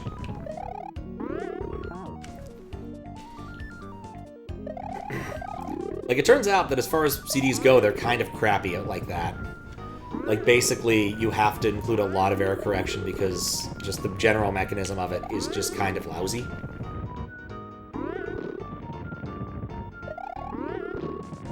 I think the re-release of Monster Ranchers let you search up songs. Maybe.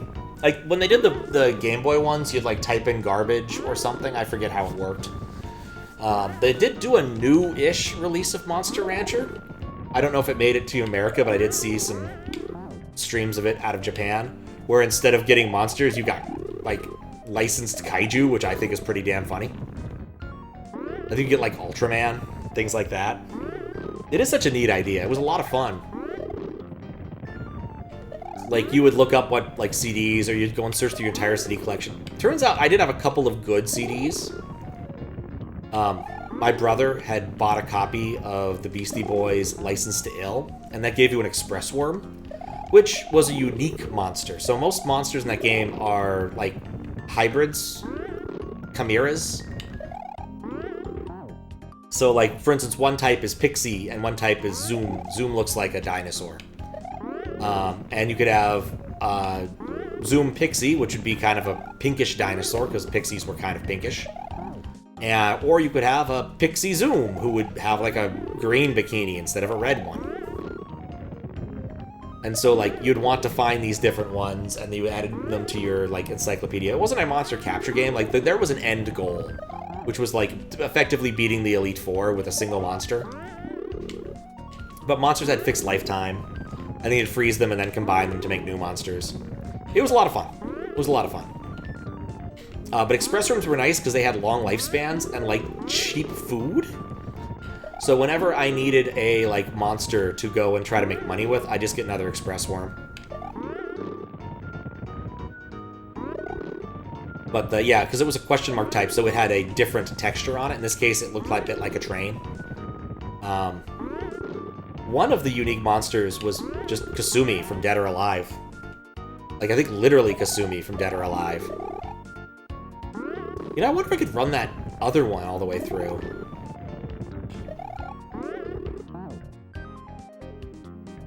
What was funny is some of the species clearly were ones that they didn't put a lot of work into. My favorite being the Monol, which is literally a friggin' monolith. It's a wall. It's literally a textured rectangle. Okay, fine. Q, well, rectangular solid. But with different things on them. Wow! Oh, I'm so dead. Alright, I'm gonna try to just see how far I can rush this. That's pretty far. I don't know if it's a good idea, but you can rush it pretty far.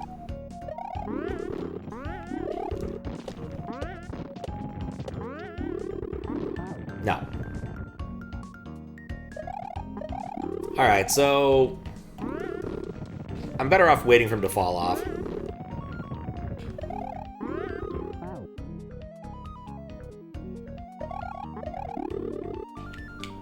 But yeah, that's the kind of game that really can only exist in a pre-data mining internet kind of thing. Nowadays, people would figure out what where all of the special ones come from and do it like the day after. There are no secrets in video games anymore. Not like they were in the 90s. Love cheese so much, it's fun seeing. Oh yeah, no, I love seeing what people can actually do. I'd love some more cheese, to be honest.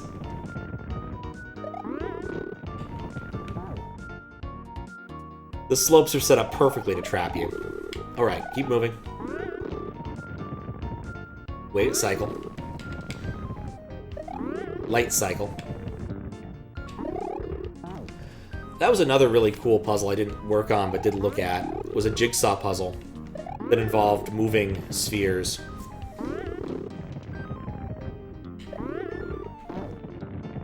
And like you had to put the right hexes in. I just watched and was astounded. Looked at the solution to it, I was disappointed. It didn't have to do with the paths of things. It just had to do with sort of binary code. But that was kind of the way puzzles worked in that section. Yeah, the banner thing will always look up the last banner that's been sent through the system. It doesn't know about whether or not it's ad time or not.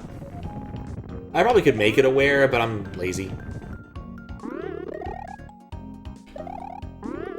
It's not really a critical thing to fix. I guess what I could do is disable banner during non-ad time, but like I said, there's not a lot of reason to do that. It's probably fine. Alright.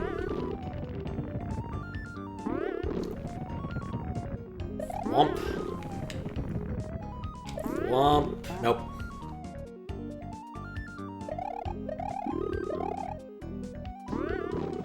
Yeah, tasks this section would probably be pretty funny.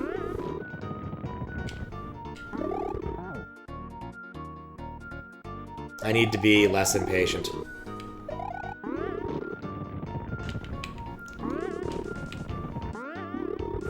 So, one more funny puzzle that I can remember. Basically, they were given audio snippets of Hot Ones, that game show that used to be on YouTube but now is somehow an institution, where celebrities eat hot sauces and answer questions. And so, like, there was one blipped sentence. Like, people figured out what the celebrities were and what the episodes were pretty quick. And then, at some point, we got told to come to HQ, wherein they gave us 10 hot sauces. For whatever reason, they just tried the hot sauces and didn't figure out the actual puzzle.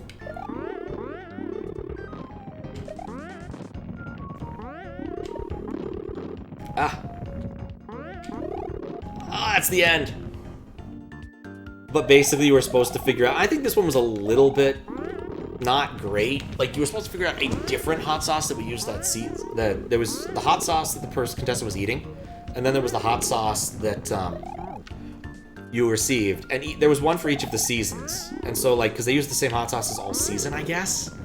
But basically, most people just tried them like, yeah, I know, this is gross. Like, they were like, yeah, what are these? Literally chili oil. What's the deal with that? But it took some doing. Another great one, I should post this somewhere, is we had a puzzle was basically a list of numbers, and we're supposed to do some sort of primality thing. I didn't do this puzzle. I did, however, try to help figure out what the hell to do with it after a bunch of work had been done. And they had plotted these... They made a plot that looked very much like it was plausibly a Pokemon, or some sort of kind of animal or something. And it turned out that that was a complete and utter red herring. We shouldn't have done that. Basically, we had the information we needed to solve the puzzle. We just didn't apply it correctly, and instead made a picture, which wasn't at all what we needed to do. But it was a cool picture. Ah.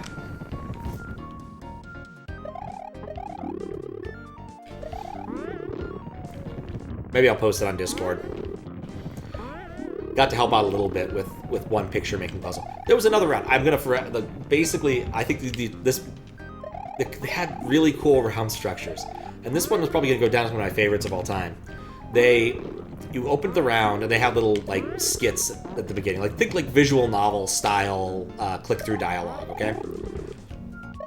And at this point, there's like Keeper of the Dimensional Vortex or whatever, and the Keeper's like, I'm tired of you guys being noisy.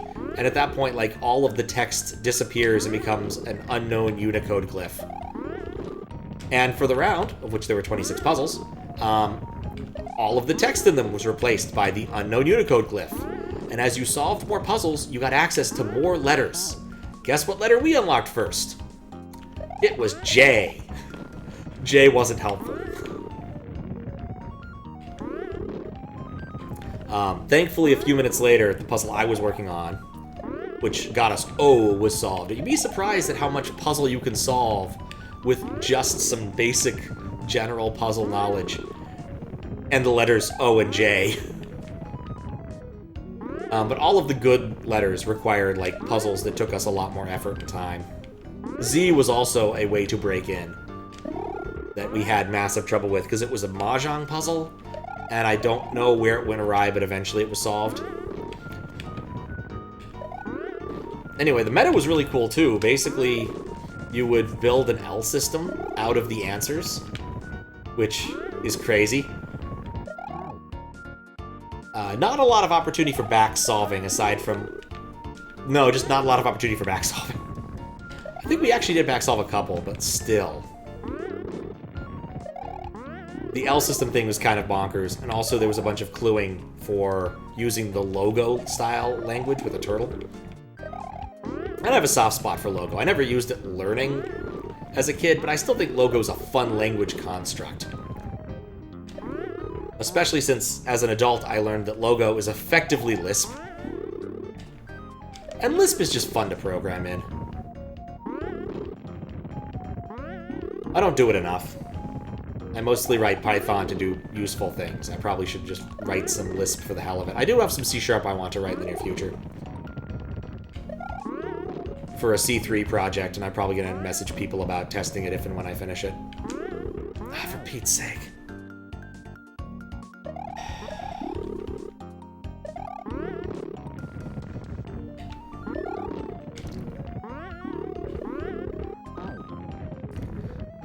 I do not love this. Right.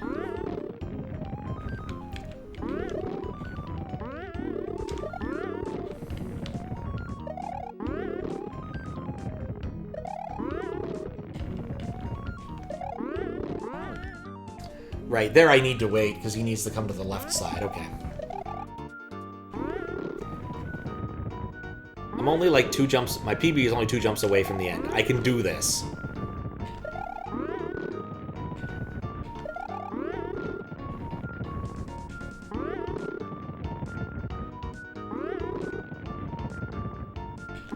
No! I hesitated, and then I tried to make up for hesitating, and it didn't work.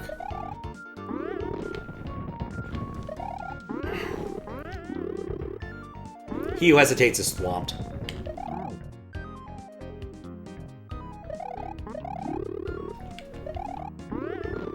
Anyway, I absolutely loved that round. And as you know, you solved, you got more access to letters, and some of the puzzles really required an awful lot of letters, but some of them didn't. There was a drop quote. We solved the drop quote without all the letters, which was pretty funny.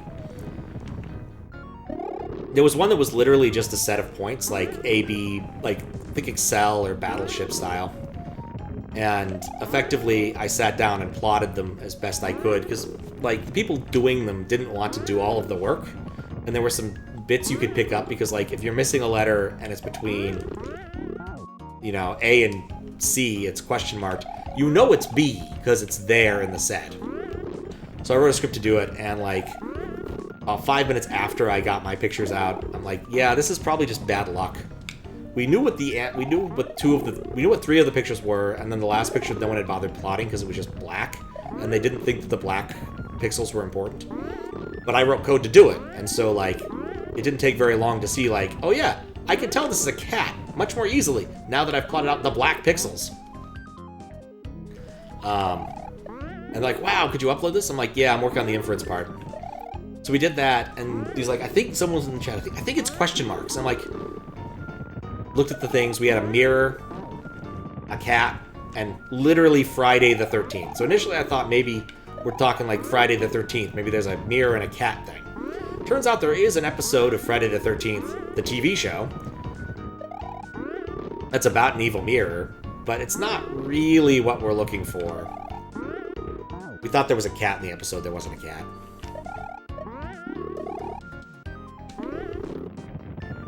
But no, it's just a clue that we needed a numeration of 3, 4, which, you know, Friday the 13th, a black cat and a broken mirror, it's just bad luck.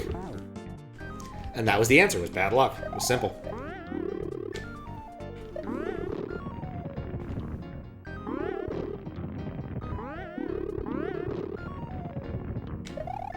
One of these days I'll do like a stream about the mystery hunt in general and talk about puzzles, but I don't know when, if and when.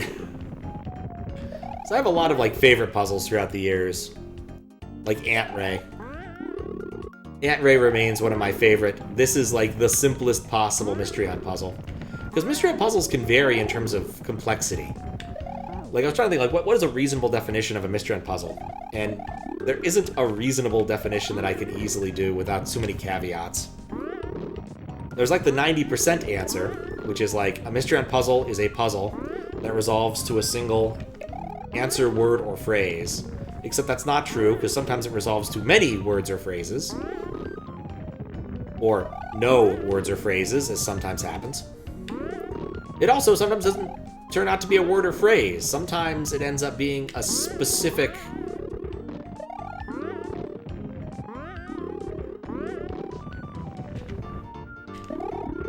balls! A specific object or image.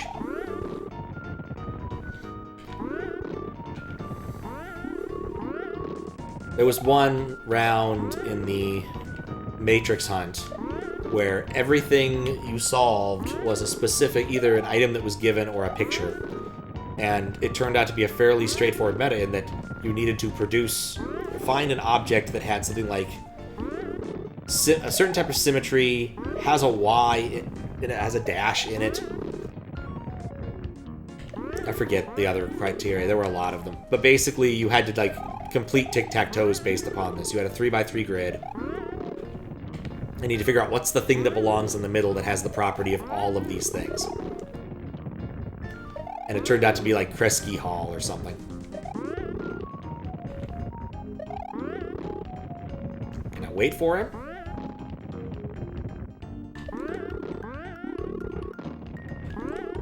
Ah!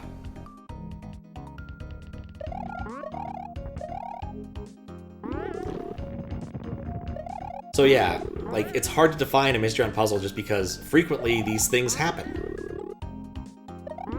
Where the puzzle itself or the round structure requires something wacky to happen. Like, the puzzle that resolved to no answer was in the Monopoly hunt. I don't know if there's been one since then, but it resolved to the empty string. That's not an answer phrase, it's no answer, really. Not to mention there was a hunt which was composed almost entirely of unsolvable puzzles. Those didn't resolve to a word or a phrase. Those were just unsolvable. Until you figured out the trick that made them solvable, much, much later.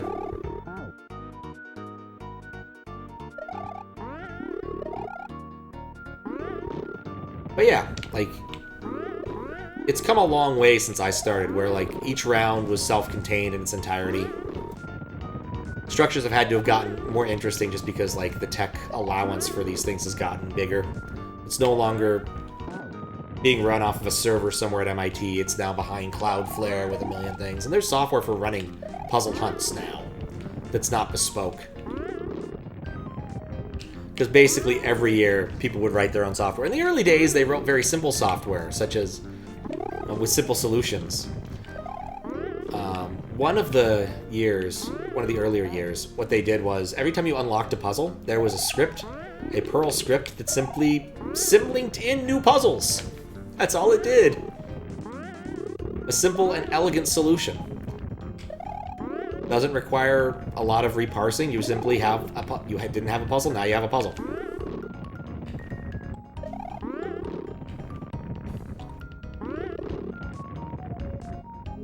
Of course, the streamlining has come at a cost of some things that I do kind of miss. So, it used to be the case that when solving a mystery hunt puzzle, what you would do is you'd fill out a form on a website, and then some number of minutes later, they'd get back to you and call you, and the room would hush as the person manning the phone would have to talk to them and confirm the answer, or spell the answer if it was a weird one. They finally switched to straight up, yeah, we're just going to let you use this web form now. Don't abuse it. Like, I'm certain there's some logic in there to prevent massive submits. And of course, people will be wanting to submit multiple things at multiple times, even wrong answers, because of back solving, which is another, like, puzzle hunt tradition that is not something that has a lot of application outside of puzzle hunt. But basically, after solving a meta, you'll have come up with some constraints. You know that the answer phrase for a specific, or answer word, has to be 6 letters long, start with a V, end with a G, or something like that. 5 letters, it's bingo, why not? And so you can start throwing out these extra answers, and if the structure permits it, this could be very useful, because it gets you access to more puzzles. As it turns out, for most teams, the thing that determines how quickly they solve the puzzle hunt is what is the size, or how many puzzles they have unlocked. The more puzzles you have unlocked, I always panic there, the faster you will solve them, because more people, more eyes, more puzzles.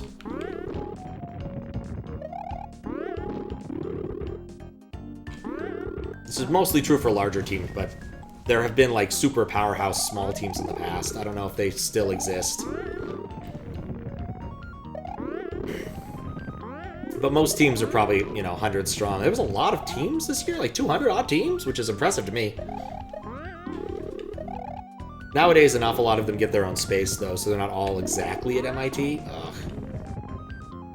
A change during COVID was that the like, they've been wanting to do this for a long time. They didn't like the whole thing with the mystery hunt, having people running around late at night. Thank you, I'm happy to be home. You have no idea how happy I am to be home. How you doing, Fries? There we go. Yeah, people running around MIT doing weird things at weird hours. And so they've been wanting to cut back on that aspect, and COVID gave them the perfect excuse. So now all areas of my campus are closed to visitors past 1 a.m. Which definitely takes the wind out of our sails. So teams have done things like booking conference space in nearby hotels and things. The hotel I was at quite literally had a mystery hunt team, I think, in the conference room I kept walking by. They don't shoot you? It's Boston. It's less likely. Honestly, I've never run into a security guard at MIT. Did at Microsoft once. Ran into a security guard when we were doing something weird. It was during the intern game, and basically we were told to just chill for like 2 hours. Like, they just like, you guys just need to chill for like 2 hours. So we were like, okay, where is a place we can chill that has, like, places somewhere to chill and sleep? Because we were tired. So we went to the recruitment building and used the couches there to sleep on. This was early Sunday morning. Security came by and was like, where are you guys? How are you? And someone woke me up and was like, hey, he needs to see your badge. I'm like, okay, so I get my badge out and he sees it. I'm like, okay, you can go back to sleep. Baseball bats? Yeah, that's more appropriate. But I'm assuming they don't act... I mean, again, I've never actually seen them. I should go on. But it is kind of lame. The sort of reasonable compromise they made a while ago was that everyone involved has to wear, like, a very specific badge marking who they are and what event they're with. Which, of course, turned into badge puzzles.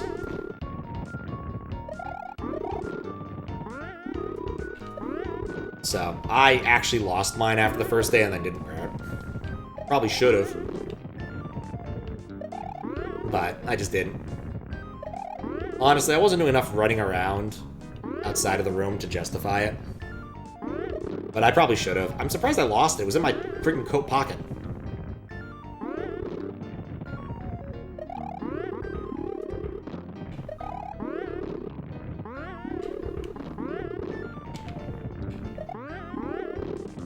Alright, here it is. Oh! That was annoying. I beat it, but it was annoying.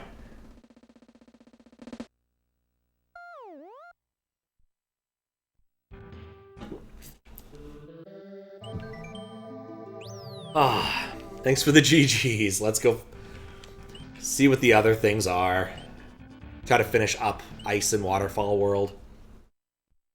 How'd the puzzle go? Okay, I would say.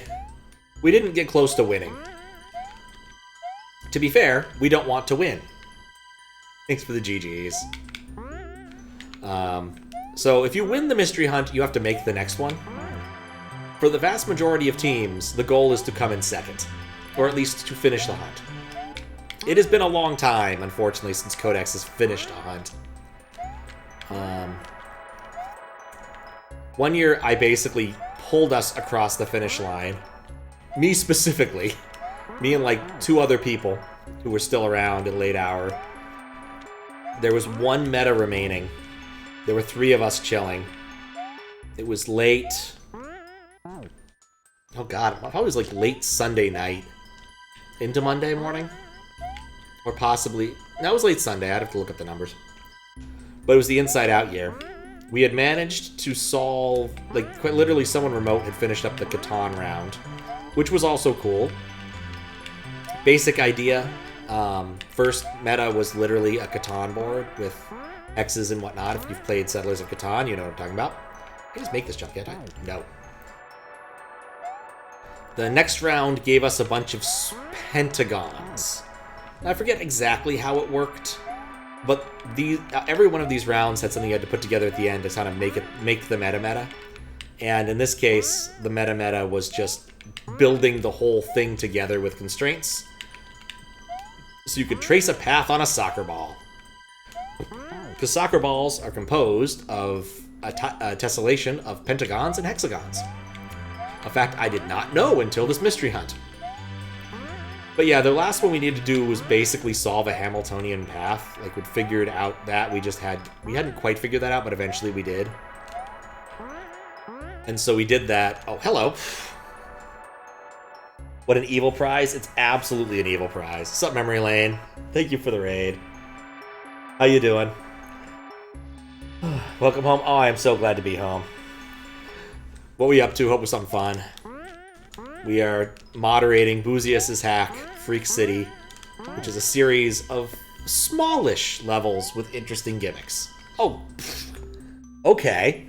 Everybody raids. Some glitch cat and friends. Sometimes it just happens. I don't know. I don't like read the stars to divine this.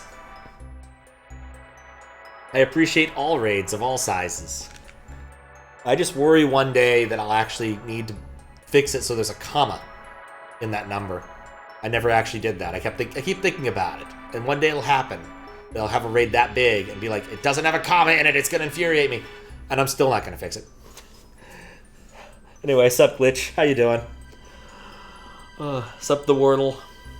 Yeah, we're just playing Boosius' hack. How was the trek back from GDQ? It was fun being there. Is it missed? It actually is missed. So Memory Lane got the shout out too. It's all good. What's up, Prism Lizard? Uneventful, but do miss it? Yeah. I was thinking when I got to MagFest, I should have just planned for another day at GDQ.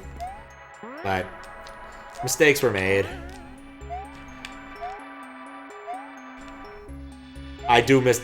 You know, I was thinking the same thing. I was playing I played some pinball at MagFest, and I'm like, man, I just want another shot at Embryon. So much. And yes, thank you, Fries, for doing your job. Did the MagFest double dip? Yes, I did. I didn't double dip, I triple dipped. I did AGDQ, MagFest, and the MIT Mystery Hunt. I was gone to the East Coast for the better part of 2 weeks. With a lot of travel in between. I had a few days rest, but not very much at my sister's. And I was tired. Very tired after it. Now, she went to MagFest too, which was fun. I was prioritized MagFest because of money and paid off time off reasons, but one of these years. I mean, for me, MagFest is an easier sell to some extent because I have family that lives in the Virginia, the DMV area. And so, like, getting to MagFest from my sister's house is like a $30 Uber. Like, it's not bad. But half of 20 out of home, yeah. It's true. How do I handle my underwear? The way I usually do, with one hand. My sister has a washer. I did laundry twice. Could make a profit off of MagFest. Not really. Like, anytime I do those, they're not well intended. Two, they never do great on YouTube. I don't know why I insist upon doing the recap stuff. Mostly for my edification, I think. But it's definitely not, like, I like doing them, so they're going to continue happening, but they don't do well. Inside Out, what? No, I just wash them like a normal human being. I take enough clothing that I can not do laundry for, you know, I take about a week's worth of clothing, a little bit more, like maybe 8 pairs of shirts and underwear and enough pairs of pants and whatnot, and then I go somewhere. Like, you've done business, you've done travel, like, you should know how this works. It's not exactly complicated. And that was not complicated either. I just needed to remember to stand there. Like, I went to Japan. You know what I did? I did laundry every week. You have to do laundry. You stay at a place that has a laundry machine. Or you go to a laundromat. Like, this is not the world's most complicated thing. Jesus. What was this? Ice to meet you? Did I do this one? Press R.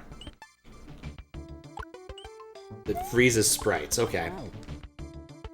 Not by new. Actually, I knew a guy who that was his plan. So he would travel. Where did Marissa's face go? She had a face in the other levels, didn't she? The appropriate level. No, she has a face. Why did their face go away? Anyway, he would travel for work. Crap. Sorry for the raid and lurk. Yeah, no problem, Glitch. We talked about it. I totally get this. This is what I do, too. It's way too late. That is a weird-looking Pokey. Gotta get your kind of. Oh, give him an extra pet for me. One of the things I do miss is my sister's cats. They're so much fun to play with. They don't like being pet by me all that much, but I do have fun. But thank you again for the raid. Enjoy your sandwich, enjoy your sleep, enjoy your malo. Hello, sir. Yeah, okay, so I know what's happening here. It took me a minute. Basically, in Ice, there's some part of the Mario palette that's reused as level palette in certain instances. What? Oh, I probably needed to freeze it. Wait, what? Oh, I see. Bumpty. That's what I need to do. Oh, goodness. What's up, Cloudy One? When do you know actually buys some clothes? No, so what he does is he goes to Walmart and buys, like, the crappiest, like, white shirts and everything, because his entire plan is to literally throw his clothes away as he travels, because what he wants to do is fill his luggage with wine, because he used to own a bar. No, maybe just use that to get across. And so, yeah, he'd go to Italy or France, and quite literally his entire plan was to eventually... I need to remember not to press that. And yeah, it worked. Like, he would just do that. He came back from Italy once and held a grappa tasting, because he's like, you know what? Don't know much about grappa. I bought a bunch. Let's just do this. And so we had a grappa tasting. What we discovered is most of us don't like grappa. So that was fun. The proper grappa glasses, though, are really cute. They're like these tiny things. I guess actually, for the benefit of anyone who has no idea what grappa is a sort of spirit that is made from basically the parts of grapes that are not used in the winemaking process.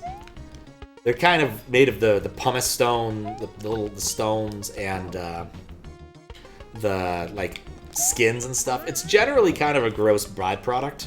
It's not like a huge mass market thing. posh? No, no, no. Very, very much like working class. It's something like old Italians drink. It's definitely not like cognac or Armagnac. Though, you know, they do share certain things. Made out of the stem. Yes, stems. Stems, skins, and the stones. Like, it's basically leftovers they distill and hope. It's, what, like I told you, didn't care much for it when I tried it. There we go. I'm really glad I didn't need to land on him in midair. That's what I was worried about. Speaking of...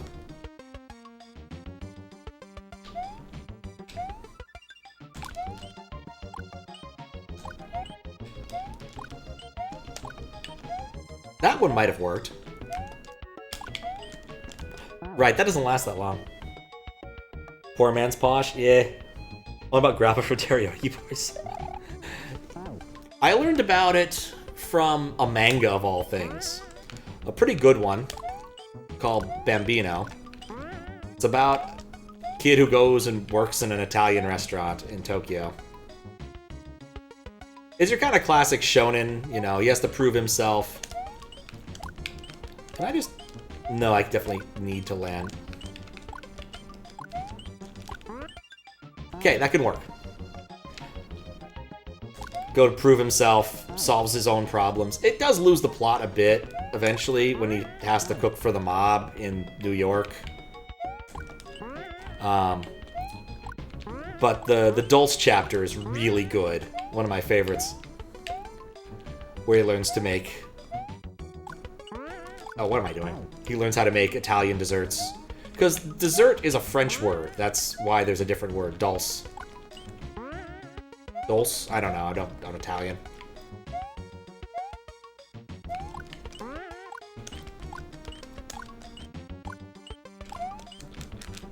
Dang it. Dolce. Dolce, thank you. What's up, Kazran? Probably got that one wrong too, actually. You've been there, so you should know this, but Italian pizza... I've not been to Italy, actually. I've not been much to continental Europe. I've only been up to the Nordic country. But literally the only time I have been in continental Europe is De Gaulle Airport. I've been to the UK. I've been to Scotland. I've been to Denmark, briefly. Oh, Japan, yes. I don't know. Did I even have pizza in Japan? I think I didn't end up having any.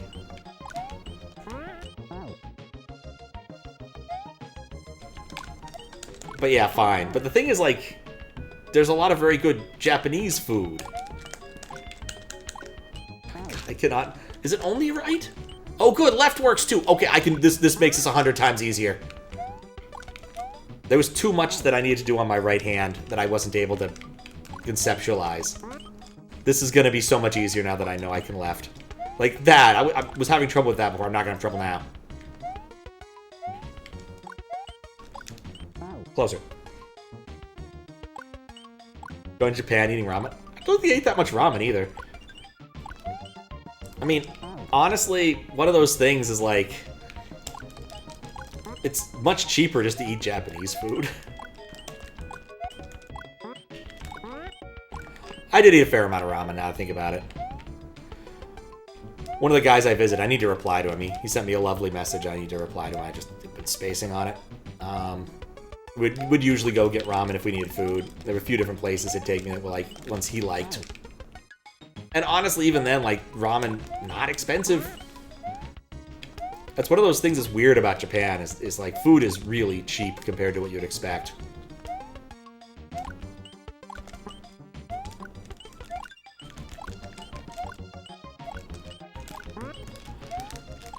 Yeah, you guys can do your thing. I'm just gonna let you go. Midway! Can I just make that?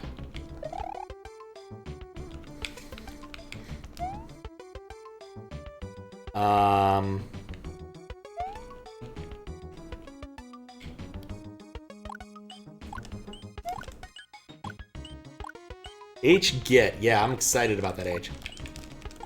Too late. Discover, upgrade to macOS Tahoe? No, thank you! I'm busy doing other things! It must be midnight. Yeah, it's midnight. That's why it's bugging me about that. I hate the notifications thing in macOS, so I have it turned off. But you can't really turn it off. You can simply delay the inevitable, briefly. So you... Oh, I just need to spin jump there. So the best you can really do is have it be do not disturb most of the time. And so I have it set to only be a not in disturbing thing at 1 minute of the day, and that's at 11:59. Upgrade and get II, whoop-dee-doo. It's my computer, I don't want no AI on it. I did actually see something that amused me to no end. There were some Fortnite gamers who were mad about AI usage in Fortnite because they had done a collaboration with Kasuna Ai, which, despite the framing of it, is voiced by a real person. Like, she's one of the original VTuber types. She is not AI slop. She's just a person who was conceptualized as an AI, as a character. Nope. Micro slop. I mean, we're looking at mega slop these days. Too much slop. That was actually in the Mystery Hunt rules, by the way. Was if you are producing something, do not send us an AI made whatever it is. Because, like, you could try to fake. My statement basically was, when someone read that aloud, I'm like, yeah, of course, you need to half-ass it yourself. So, a tradition of the Mystery Hunt is various do something or make us something tasks. So, for instance, one year, Codex had to make a team an anthem for Zizzlevaria, which was a thing in the concept of what we were doing. Really kind of a funny one. But we had to make a national anthem. And what we produced was really, really fascinating. Someone after the fact said that it sounded bizarre and tribal. Because, like, we got extra points. We needed to meet a certain criteria of points for how we made it. So we needed to include, like, an instrument, and we used a kazoo. And using a kazoo, because it had a Z in it, made it better in terms of what we needed. I don't remember. Oh, thank goodness. We're out of there. But we also included a metronome so people could sing along at the right cadence, but we didn't remove it. And I pointed out after the fact that you can just remove it by invert. It was on a different track. You could have just inverted it. We could have just done that. We didn't. So, nope, just a regular old kazoo, you know, the kind of thing where you hum into it. That's how kazoos work. You hum into them. But yeah. Alright, well, let's go here. Did I beat that castle level? Oh, what am I looking at? Those are chickens. The chickens are death. Okay.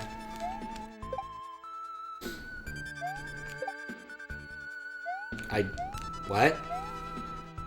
Alright, well, I'm just gonna play the level then. I'm just gonna ignore the mushrooms and assume that they're not relevant.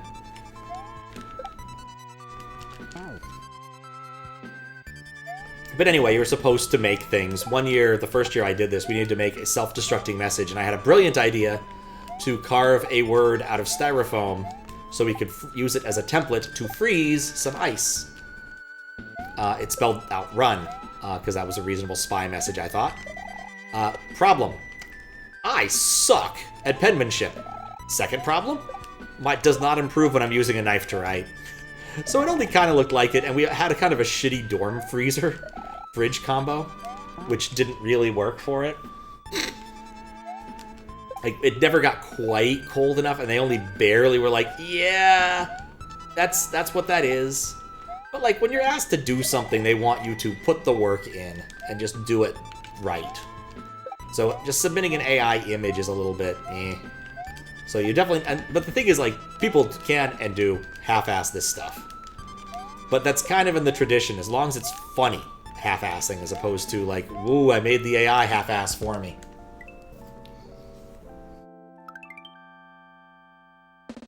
Is this the 92 exit or whatever? Yeah, this is what that is, I think. How many exits am I up to? This is a moderation. I picked it up. Oh, hey, there's more to it. Do I want to ascend skyward? Let me check to see if I did that castle really quick. Worst human-made thing is always going to appeal more than AI garbage. Exactly. Yeah, I didn't watch the wrap-up entirely. I could have. I was awake for it. It started at noon. Oh, I'm at 30 exits. It says it down there. All right, well, let's go into a level. I was going to check to see if I've beaten this already. Apparently, there it goes. Sup, Brinth? Thank you for the raid. It has been a raidful day. I think we went 4 so far. And we have Mega Man music, making it even better. The afterlife is bunk.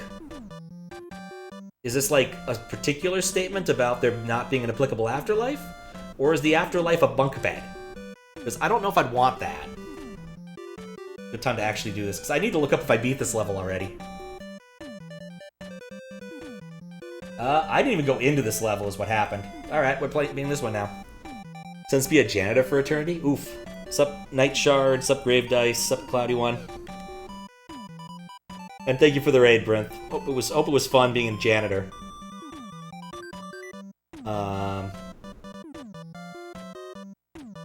Does make heaven the top bunk? It would make it more likely than being hell. It will restore the background.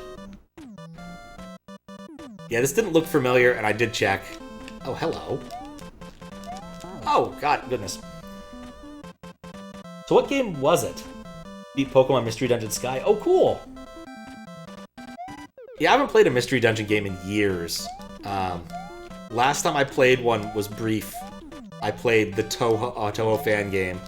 That was effectively a Mystery Dungeon game. Like, in all ways, shapes, and forms.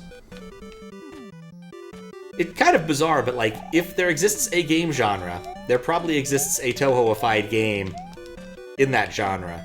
Because recently I've been playing a fair bit of the Slay the Spire style game. God, that one's weird. Do I want to... Wait, where do I want to go? Crap. Wait. Maybe this is where I want to be? I have no idea. I guess I'm just going to fall down. Those are spikes. Toho Treasure Hunter? Maybe. Let me look. I have this information in front of me. Contains Toho. I think this was it? Let me check. Yes. It was called Toho Genso Wanderer Reloaded. I actually saw this at PAX a couple years, too. There it is. There's more than one, then. Crypt Custodian so far feels similar to Death's Door. Huh. Had to brain for a moment. What was I gonna say? Oh, Janitor! That just reminds me of the Space Quest games. You ever play those, you are a janitor in almost all of them. You're the same guy, he just gets a promotion in one of the particular games. I think it's the 5th one he gets a promotion. He becomes a starship captain briefly. Yeah, I understand what to do now. But then, for the rest of eternity, he is a janitor. He gets re-demoted at the very beginning of Space Quest 6 in a truly bizarre scene, which I think is parodying 2001: A Space Odyssey, where they strip him of all of his gear, including his like regulation underwear, and his regulation underwear flies up in the air, his jockstrap, and turns into the starship we're going to. It's a very strange little scene. I think I've only ever beaten 2 of the Space Quest games. That one and the very first one, though the VGA remake, which apparently the 2 guys from Andromeda didn't care much for. 2 guys from Andromeda being the name of the brothers, I think, who made the Space Quest games initially. They've been working on another game in the vein of Space Quest for like 10 years now. It was one of those Kickstarter things where, like, nobody truly understood exactly how Kickstarter worked and everyone overpromised. And so now they have the problem of, we've made something, but it's not as good as we want it to be, but we've also spent 10 years on it and still haven't delivered everything we promised. That is the Kickstarter way. I think I just want to... Ah! Oh, I want to go over it. But a space venture, that's what it's called. I saw it at the Adventure Game Con that I went to like 2 years ago. I forgot about that. I didn't play it. I also briefly met Al Lowe. He is alright. And read into Heavy Metal Jesus, which was funny. I got mistaken for him a couple times. Okay, I need to time that out a little better. Gotta go feed yourself. Good luck, Snowball. I will. Thank you, Brenth, again for the raid. What's up, Crawron? Go feed yourself, enjoy sandwich, or whatever. Do not worry about it. I totally understand the raid and run meta, because it's what I always do. Because, like, typically when I'm done streaming, it is time for bed. Like, at best, I want to be awake for maybe an hour more after I'm done. That baseball pattern is going to cause a problem.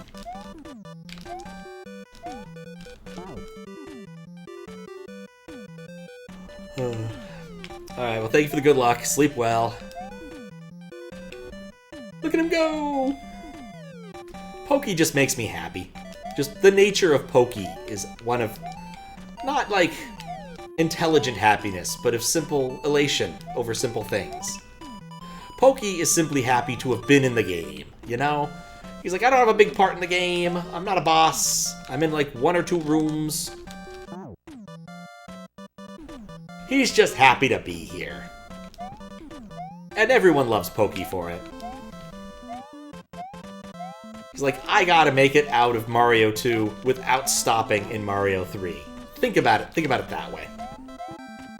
He's kind of like a cross between a cat and a cactus. People like those things. Why Final Fantasy has the Cactar is like, it's, or at least tried to have the Cactar as its mascot.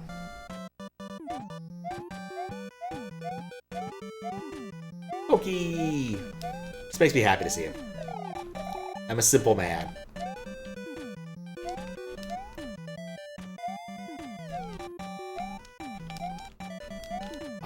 The timing is... I can jump on it. Okay, that actually helps. For some reason in my mind, he was so thoroughly embedded in the spike that I wouldn't be able to jump on him, and that answers my question of what to do when I get all the way over to the left.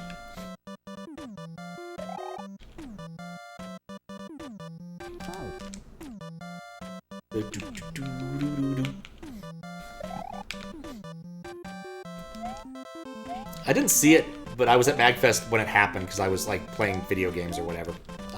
But apparently Silva Gunna did a DJ set. And, okay, maybe I shouldn't have done that. And what was it? It was bizarre. Like, something I hadn't seen. It was like Chirno's Perfect Math Class, but it was Mega Man. It had something to do with, like, Woodman trying to be better at something. It was weird. I think the set's online. So, like, you can go watch it if you want. I have it open in a tab somewhere. Like, you can't see, like, the crowd or anything, but, like, the whole set, if you want to just listen, is somewhere on Silva Gunna's YouTube.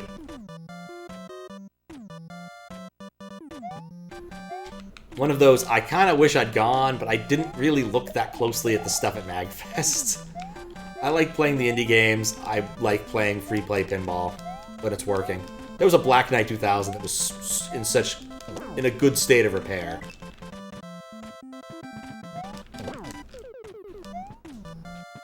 I thought I was gonna land on him. Want to go to Chiptune Rave in a fursuit? I mean, MagFest is the place to go if you want to do that. So the day that my mother went, we were sitting around for a bit. She's like, oh, I'm tired, I want to sit down. I'm like, yeah, we'll do some people watching. This is a good place to do some people watching. Lots of cosplayers. Saw so many cosplayers. I mean, an awful lot of them were like just doing the French thing. But there were some, like, complicated ones. There was a really good one we saw a few times. What is it? The Paradox Pokemon, like the Vileplume one. I forget the name. It's gonna, like, come to me in a minute and I'm gonna be annoyed.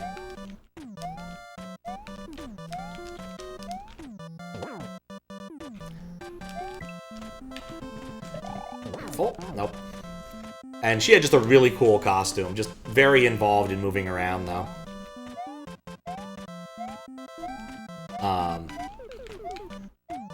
Lots of fursuiters. And we were watching people, just looking at costumes, and like, oh, is that particular thing? There was a group that we were looking at for a little bit. I'm like, oh yeah, those are Deltarune people. And my sister's like, no, it's a Has-Been Hotel person. I'm like, no. They have Spamton with them. That is totally Deltarune. I guess there's also a TV-headed character in Has-Been Hotel. Who knows? My sister knows, but I don't know. But anyway, it was a bit where my mom asked me, oh, what's that character from? I'm like, looked at him, it's a furry kind of thing going on. I'm like, I don't think that's a character from anything. I think it's just one they've made up themselves, some sort of original character. My mom looks at me with all earnest and asks, so what exactly is a furry? I stop, and I think, look at my sister. I say to my mom, you know, I think you should just withdraw your question. I think you're going to be happier if you don't know. And indeed, I do think she would be happier without knowing. Right? No, I messed it up. Oh, absolutely dreaded question. I'm just like, no, you're just going to be happier not knowing this one. This is just not worth it. This is not knowledge you need, Mom. On the way back, since I was staying at my sister's place, she's like, I'm really glad we didn't have to we didn't explain that to Mom. What's up, Blueberry Bunny? Had a teacher ask the same question. It's not an easy question to answer, because, like, it's a really strange fandom when you get down to it, right? Like, you could try to give the classic, oh, funny animals answer, but, like, that's not really what we're looking at in this day and age. It has changed a lot. You shouldn't ask her own research or can't do with your findings. It was rough. I'd believe that. What's up, Grave Dice, if I didn't say it earlier? Wasn't you a trigger to the question, thankfully? You could. That's an option. How you doing, ATDD proof? Oh, AT proof. I get it. I could have, but I think that in general, I chose the right path. Because it is a complicated question with many layers that might result in more questions. And I think that it's perfectly fine to say sometimes it's just not worth... The knowledge is not important. Right. Oh, I had a setup for that, and now I'm not going to be able to do that again.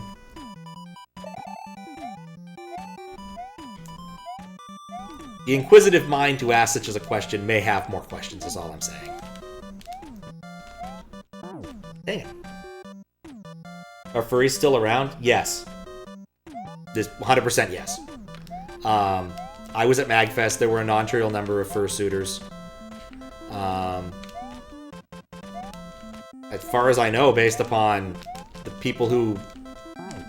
At least based upon one of the people I follow on Blue Sky, there's still plenty of furry art being made. Quite literally, if I could turn off reposts selectively, like you could on the website formerly known as Twitter, I would turn them off just for him, or them. Because quite literally, I largely have a safe for work Blue Sky feed, except for the stuff they repost.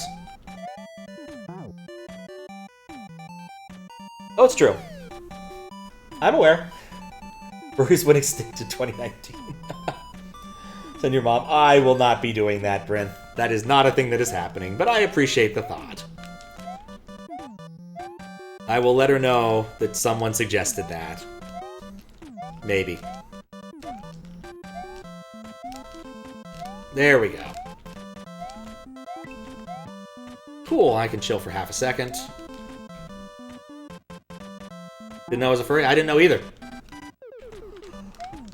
I do not believe I am a furry, at least last time I checked.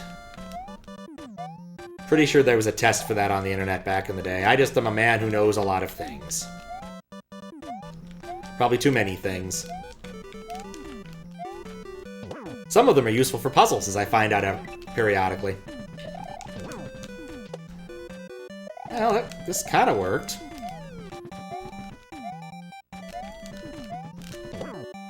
Please, please. Okay.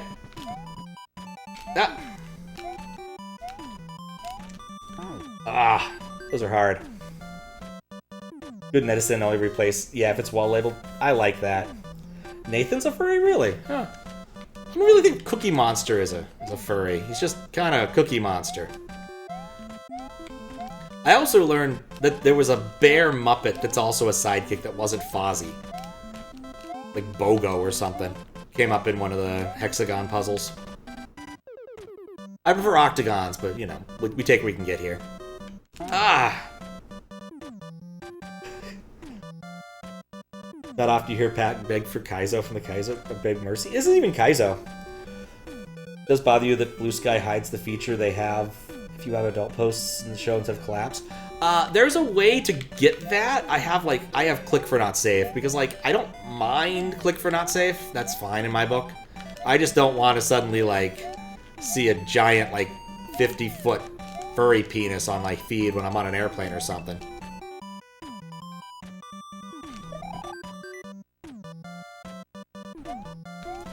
But yeah, like, Blue Sky just doesn't have some of the niceties I would like. They recently added the ability to show that you're going live, and they put a pop-up showing me this, but then clicking anywhere on the pop-up didn't give me, like, more useful information, and I have no idea how it works now.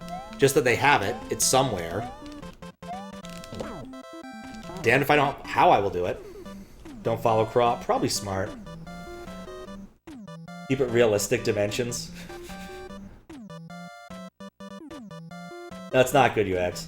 Click the hamburger menu. Yeah, it's somewhere in there. Click to show, because otherwise... Yeah, exactly.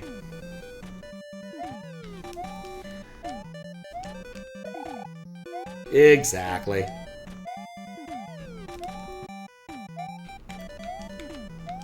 It is funny, because, like, I follow mostly Japanese artists on Twitter, and I get far less not safe for work over there.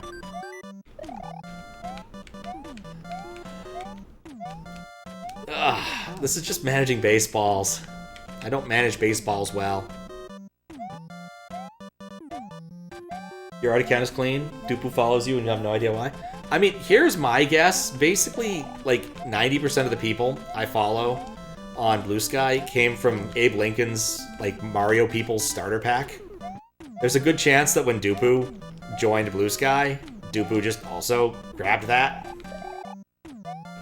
Because it's a pretty simple solution to be like, hey, who should I follow? Oh, Mario People. Why not? Japanese furry coming from Blue Sky also. I recently followed a Japanese, I guess fursuiter? I don't know. Basically, I was playing this game called Dragon Mirrored, which is made, and as it says on Steam, I want to stress this point, by the juggling dragon Hyuga. And he's a real person who, you know, puts on a dragon suit and juggles. Dang it!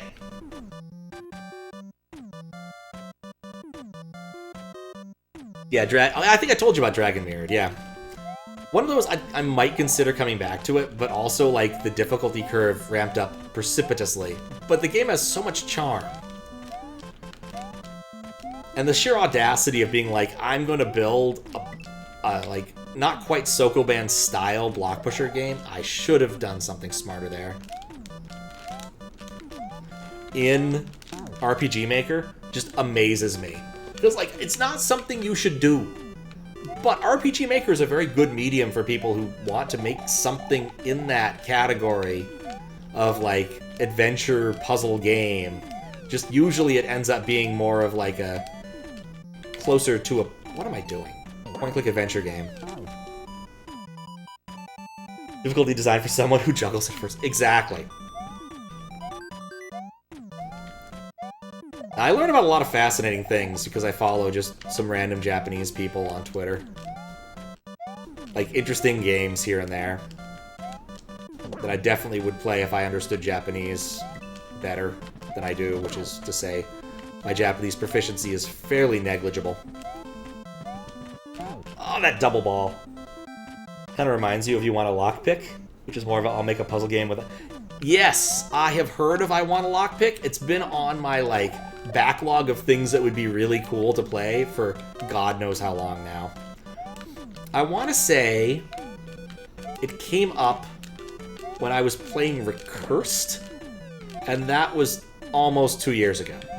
I think that was a game I was playing, like, post-Mystery Hunt. Recursed is also really cool, by the way, if you haven't played that. It's a puzzle platformer with chests you can enter, and those chests can contain themselves. It's not quite a programmer game in the way that, like, Baba Is You is, but it has some of that, like, if you are a programmer, some of these ideas will not be foreign to you. RPG makers seem to have a lot of outside games? Yes, absolutely. Chests. Like treasure chests. Not big, like, not nice chest ahead, like in Dark Souls.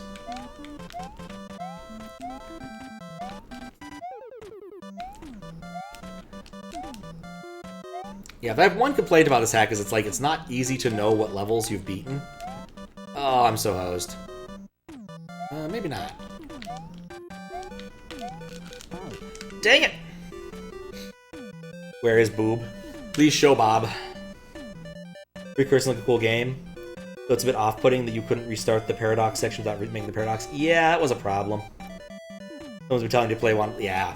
It looks cool. I briefly considered it, but then I looked at the controller options, and I'm like, if I want to play this on Mac OS, which is what I would have wanted to have done at the time, because usually I'm playing not Mario when I'm out and about on the East Coast. Like, typically I play weirder indie stuff because, like, I have a Mac, and my requirements are it works on a Mac, either through Wine or being a native Mac application, which restricts the domain of games I can play quite severely at times. Major in Indian DMs? Yeah, that's exactly what I was thinking of. Shobob. The best, like, Indian meme thing I've seen recently is there's one of those guys who, like, does scam baiting, and he plays, at least in the video I saw, like, a confused old woman, and the Indian scammer wants, I think, Google Play cards, and the guy is role-playing as if he has redeemed the cards, and he keeps going, "Do not redeem! I will redeem them! Do not redeem!" And just getting madder and madder. It was really funny. But yeah, scammers suck. I appreciate this guy has found a way to waste their time effectively, making it less likely for them to get someone who, you know, isn't quite as knowledgeable. I hate that throw. Ran on Linux, works fine. Oh, that's good. Yeah, the controls were the issue. I can't play with a keyboard, and it looked like I needed more buttons than my controller had. Wine occasionally has weird hiccups or doesn't do things well. Like, I've been using Crossover because I can install Steam through it, and then that works pretty well.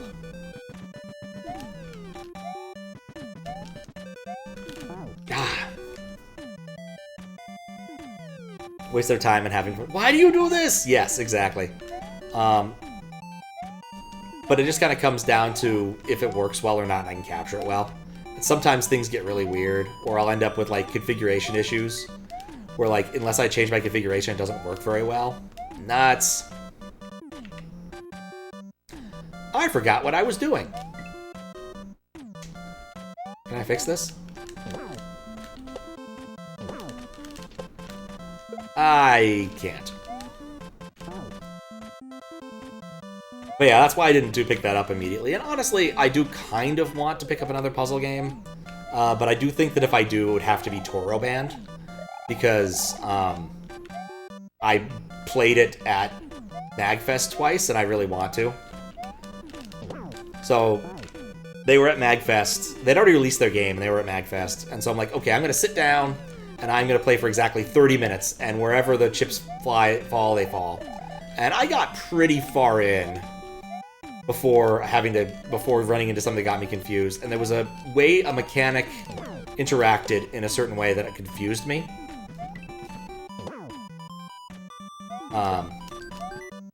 Dang it. And I ended up wasting about 10 minutes on that. I'm not going to spoil anything about how that mechanic works because it's really cool. But basically, Toro Band is Soko Band except the world wraps, amongst other gimmicks. Because, you know, it's a block pusher with stuff. I like block pushers. I like stuff.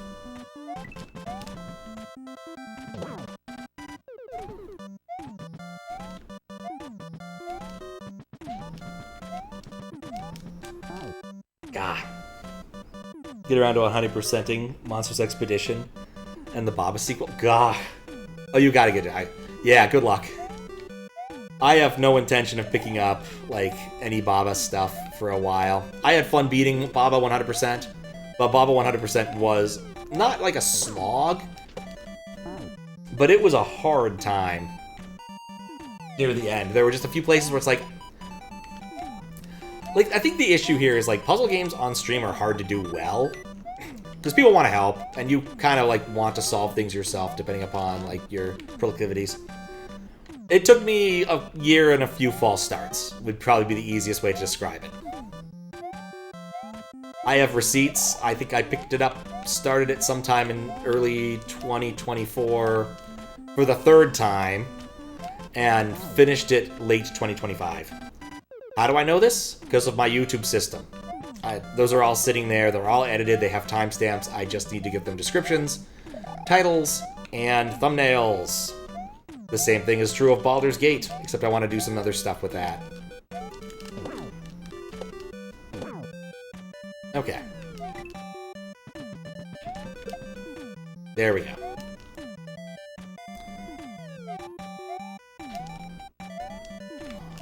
Oh, could I safely jump that? Yeah,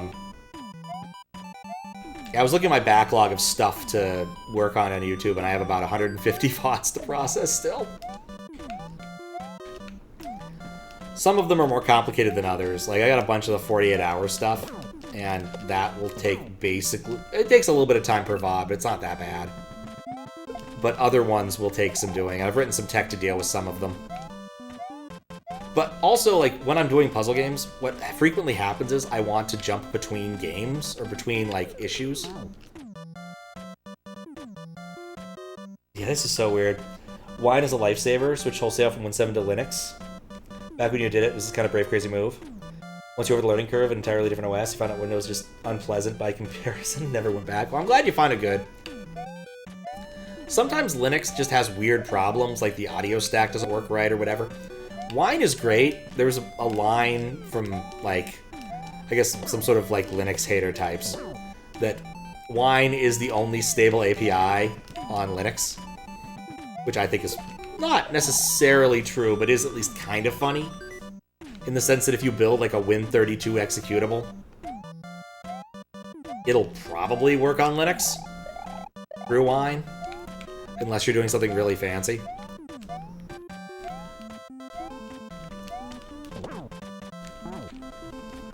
Hell, Wine runs things that Windows executables Windows won't these days too, because Win16's dead, and I'm pretty sure Wine can get around that, I think.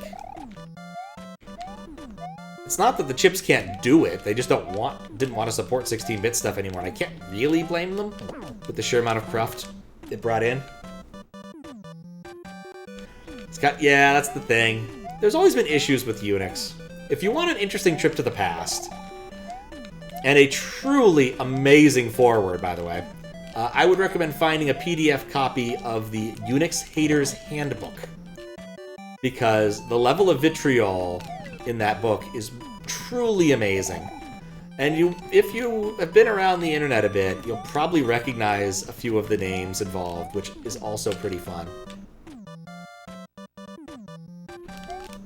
Oh, gosh. Luckily, you've been DRM-free, purchasing Diet for a couple years before, and don't generally play multiplayer shooters. Some is acceptable to run 2016 to ship malware through clients instead of getting a reasonable security model that doesn't trust clients, like every web dev learned. I mean, let's be honest with ourselves. Every web dev did not learn that. Because there are still issues. It's just the tooling has generally gotten better for them to not notice them or get lucky. Or Cloudflare prevents the issue from happening because Cloudflare has a bunch of stuff in front of it to prevent SQL injection and the like. There we go. Oh, I really hope that there's a midway not too far away from where I'm dying.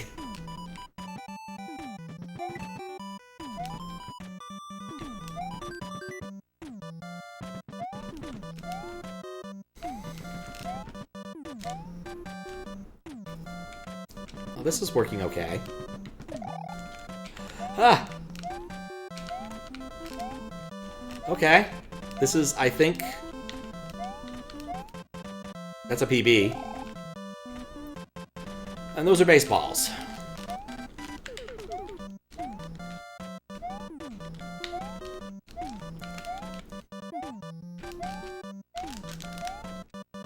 Thank goodness!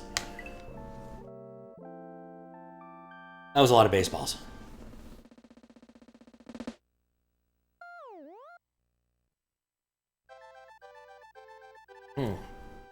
Yeah, it was clutch. One of these days, every time you see someone's win machine, you think, Win11, you really live like this? How? Yeah, the walls of the fortress come crashing down as Pokey looks down upon the Sky Realm with satisfaction. But where to now? As Rosalina looks down with satisfaction. Yeah, I can live with that trade-off. What was that? Was that a 4-star or a 5-star? That was a 5-star, and it deserved it. It deserved it. Alright, we cleared out this area and got a decent amount of Skyworld. Let's go back down for a little bit. Like, I don't think I completely explored the overworld. Also, just for the fun of it, let's look at the overworld. It is a pleasant overworld. I made a decent amount of progress in this overworld, too.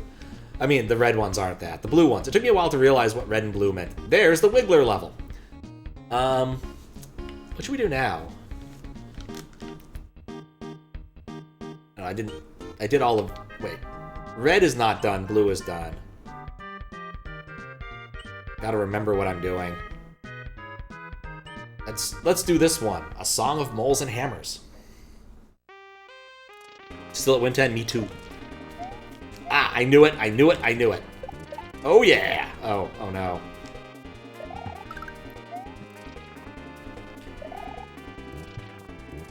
You're watching that and can't believe you missed it? I mean, it happens. I could message you next time I do this if you want a little bit of heads up. I don't mind doing that when I'm moderating. It just slipped my mind. Yeah, I'm on Win 10 as well, and I dread the day I have to move up a level, because, like, Win 11 just doesn't seem appealing, and I keep getting, like, hacker news articles every week saying things like, hey, we've broken shutdown! It's like, bro, I don't think I've ever had an issue where, like, shutdown failed on me. Ever before this moment. Why in the world are you even mucking about with that in the shell? Like, who's writing this code, and why are you even writing it? Like, what value add could you possibly be doing in that particular area of code to muck up shutdown?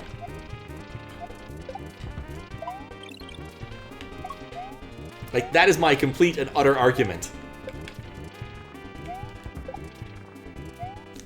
And I guess I can give you a heads up if you're, like, on Discord or something. I don't know if you're on Discord or not. If your only chat client is, like, Facebook or something, no. But if you're on Discord, I'm happy to give you, like, an hour or two heads up. The thing about moderation is I frequently do it when I, like, don't know what else to do. In this case, I'm moderating especially because, like, I want to de-rust a little bit before getting back to CLDC, which needs to finish this week. I am finishing it this week. Like, quite literally, my entire plan this week is just get a few important things done. That is one of them. Like, I'm not going to be the last judge to finish, I don't think, but I want it off my plate before February starts, at latest. No worries, also based on your Game & Watch level, if you remember that. Oh, I do! Yes! Either Copilot wrote it. Task Manager starts to duplicate itself. technically they have corporate minimums. Yeah, great. I've heard about the I've heard about the AI stuff. I have a few friends and other acquaintances who still work at Microsoft, and one of the KPIs, what do they even call them then? Smirt girls, is to use a bunch of AI, and it's like, bro, I just want to do my job. Don't tell me how to do my job. If I'm writing code, I'm happier writing code without that shit. Please, go away. Making it part of your, like, how well did you do this year? How much AI did you shove up your butt? Is not exactly conducive. And use AI to replace all C code with Rest code. That's terrible on many, many levels, isn't it? Like, Rust seems nice and all, but, like, it's not the be-all, end-all of everything forever.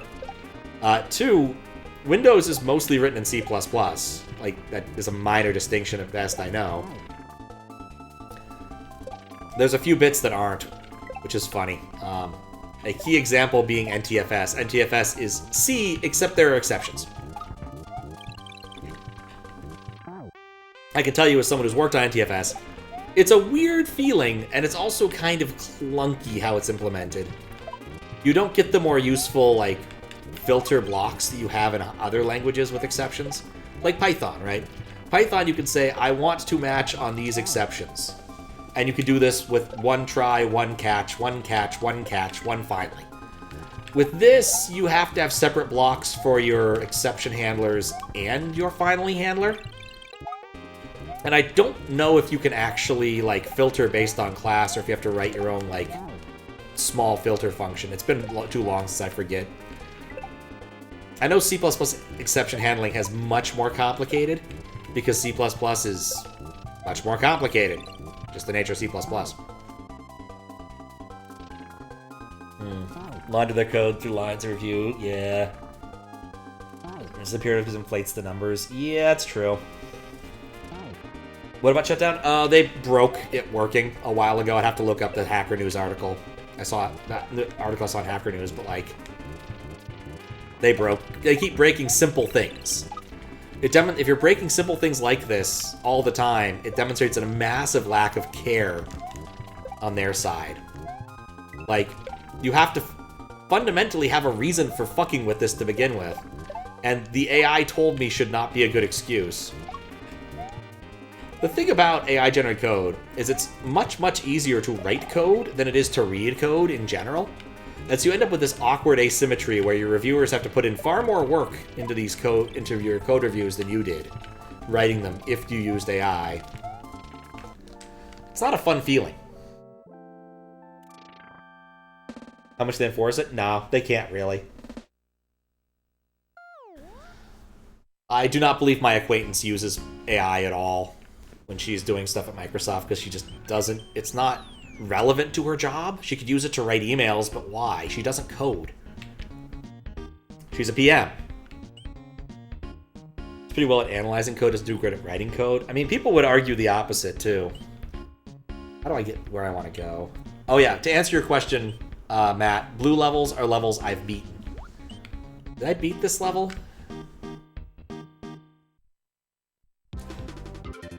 No, I didn't. We'll come back to that someday. Why'd I skip this level? We'll stop the rain. Ah. Hold L to activate your... Yeah, I was having trouble making this work for me. That's why I skipped it. What's up here? Oh, I can't get up there yet. The Windy City. Oh, this is probably like that Michael Jordan game. Oh, it's these things. Oh, no. I understand the implication. Why is he up there? Who's watching him? Hey, Airman. Bye, Derpy Airman. That was cool. Do you think in a big update you'll try to make sure every tile has a clear sprite? That would be lovely. That's like my one complaint so far, is it makes it very hard for... Oh, that's what the red ones do, right. They hurt you. It's a little bit hard to remember which ones. Like, I have bookkeeping. I'll be able to figure this out if I've at least entered the level before. But knowing whether or not I've cleared it may be a problem for me.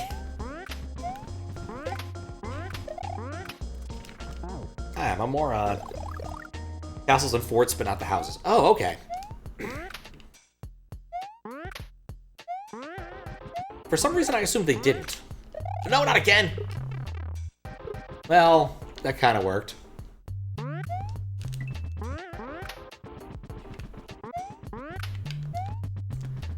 Kinda. Oh! I was dead anyway. Actually, I want to test the theory. These break under any... No, these are standard turn blocks. Okay. That is a mildly important thing to know. I thought they might have been special tiles, but no. One of the funniest AI things I've seen in recent times. Basically, a dude submitted a patch to add dwarf support to something. I forget what.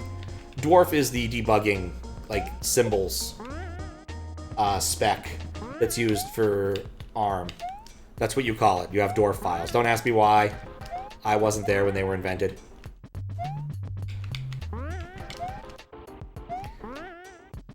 And basically what it turned out is that the code it generated was someone else's, like, partially implemented implementation, complete with copyright notices that were not done by the guy who AI coded it together.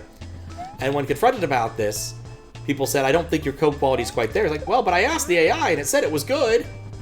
Which goes back to the asymmetry thing. Like, basically for open source maintainers, this is a lot of work to now have to deal with and maintain this code that someone else has spent all of 3 minutes writing. Hey, look, a midway. Oh, of course we're doing this. Why wouldn't we be doing this?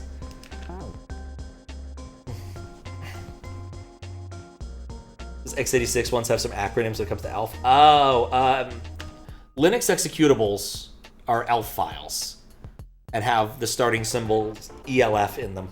AI's good with PowerShell, wonder why? Because it scraped Stack Overflow. That's most of the reason it's good at any given thing, is whether or not it was popular on Stack Overflow. Remember, your AI is mostly sourcing its stuff from Reddit. Do you trust the average Redditor? If you do, it's probably fine. Why would I bother reviewing code you didn't bother writing? Pretty much. If you want a fun read, since we're talking briefly about elves and dwarves, a guy by the name of Breadbox, Brian something or other, I forget his actual name, wrote a rather famous article called A Whirlwind Tour to Writing Small or Tiny Elf Executables, which is basically an exercise in removing and paring down and overlapping fields in the elf file until Linux won't even sneeze on the thing anymore. And there's been several addendums over the years. I think the first time I read it was probably like sometime in 2008, which was helpful. I needed information on how to... Oh, look, a cat! On how elves worked, and that was actually a really good primer, as it turned out. Stack is dead. Yeah, I did see that. Obnoxious. The reason they're obnoxious bastards is because all the good questions have already been asked and answered. I did not look at the name of this level. What is the name of this level? With what I'm looking at, I want to know. Ball Maniac. All right. You know, Fries, I actually have a shockingly high... is this really what this level is? Shockingly high Stack Overflow score. Like, 1% every year. Because I got in so early. I had like a 3-digit user ID. And I answered and asked some really obvious questions back in the day. So I have a lot of Stack Overflow karma. Dang it. Top 10 level. Remember old joke where someone implements Google site search Stack Overflow attempt to use the complete... Nah, that was an XKCD thing, if I remember right. It was Stack Overflow sort. The idea being just go there, grab implementations in language until you find one that works. Maybe. Remember we've all looked at your posts that you actually help people and didn't answer, already answered? Yeah. To be fair, I did answer some really obvious questions. And that's mostly where my big numbers came in. I also had a really good one on Stack Overflow Golf. many, many years ago, which eventually got transferred to Stack Overflow Golf because Stack Overflow became increasingly less fun over the years. This is actually pretty cool. I'm getting you, mushroom! Part of the problem is I'm not playing this level the way it's expected, so I'm in the air most of the time, so I'm not getting the mushrooms. Oh, you bastard! Balls in my face. Balzac! They're not obvious for beginners. That's true. Oh, it's true. Already answered is not helpful. Already answered over here. The specific thread is somewhat helpful, though the specifics of your problem may differ too much. Yeah. Already sounding. You've watched this stream. You know I'm an arrogant bastard. You can come back and complain when your Stack Overflow karma is just as good as mine, or you can demonstrate a 5-digit or lower /.id. You do have one of those, right, Fries? Wait, can I? It occurs to me, maybe the point of this is to actually kill this guy, instead of just dodging forever.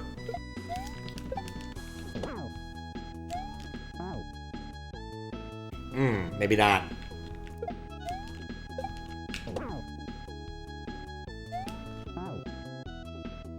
Did I jump through it before? Yeah, I jumped through it before.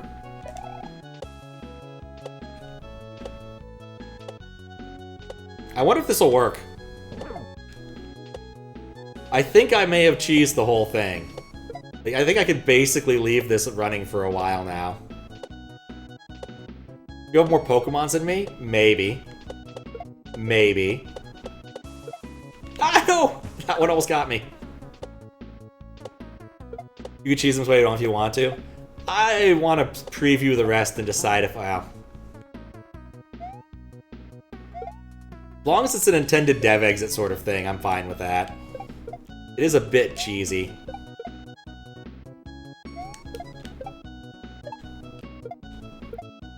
I really wish I could figure out where the mushrooms will spawn. And not where he'll spawn. Oh, I made a terrible decision. Love leaving this stuff in. Fair. Actually, it was an idea that me and one of my friends had for a mystery hunt, scavenger hunt thing, where it was a purely digital scavenger hunt, where you basically had to show off that you had cool digital stuff. This was in the era before NFTs, because NFTs are not as cool. Fun fact, though, there is a Bitcoin wallet that has a surprising amount of money that's associated with one of the mystery hunts. Not like a huge amount, but like they probably should at some point find out who still has the private key for that and sell it and roll it back into Puzzle Club. But yeah, things we had come up with was like demonstrate owning a short domain under like a good TLD. So like x.com, you know, that kind of thing. Low/.id was one. It was like something Neopets related, like having an ancient Neopets account would get you some points. And that'd all be like based upon the quality of the thing you provided, you know?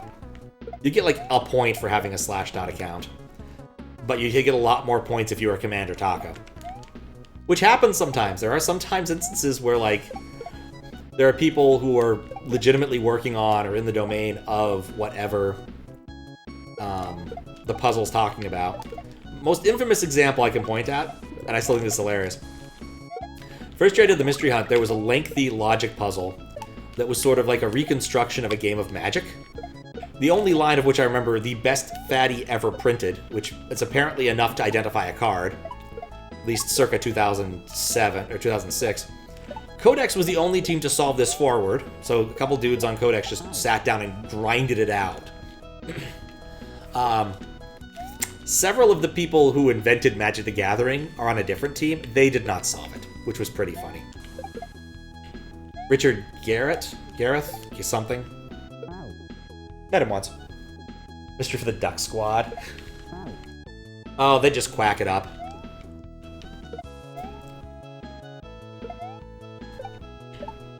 But I still love that. There was one of those this year, a very similar kind of thing, that I almost... Garfield, thank you. Yeah, he was on the Bombers, I think, for several years. I have no idea where he ended up or if he's still doing this. I beta test, I think it was for Gen Con.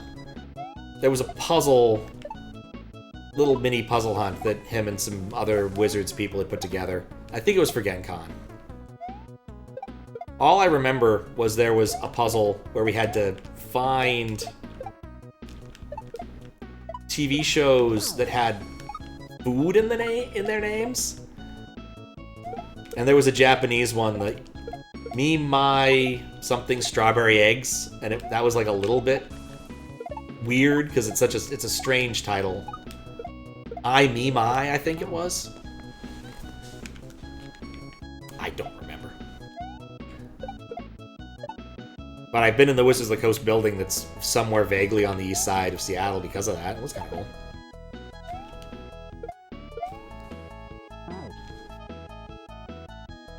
Ended up in a Magic the Gathering YouTube rabbit hole, despite not playing the game. Yeah, that happens.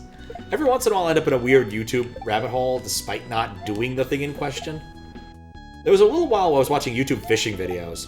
Guy who had funny things, like very YouTube bait, but still it's a fishing video. Be like, I'm gonna go catch fish today using only things that I bought from the grocery store with less than $5! Or going fishing in like tiny spots in like Pittsburgh or Philadelphia or something. It was cute for what it was. What was the other one I've seen that's weird? Yu-Gi-Oh! Card videos. I've been getting some of those recently in the feed, even though I don't play Yu-Gi-Oh! And don't care about Yu-Gi-Oh!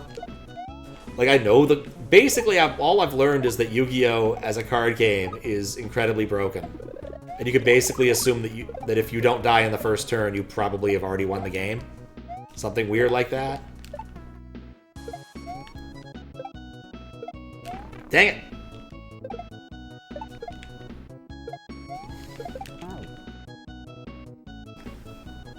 An exotic fruit channel, but I don't need too much exotic fruit, like finding out about a fruit you've never eaten. That does sound nice.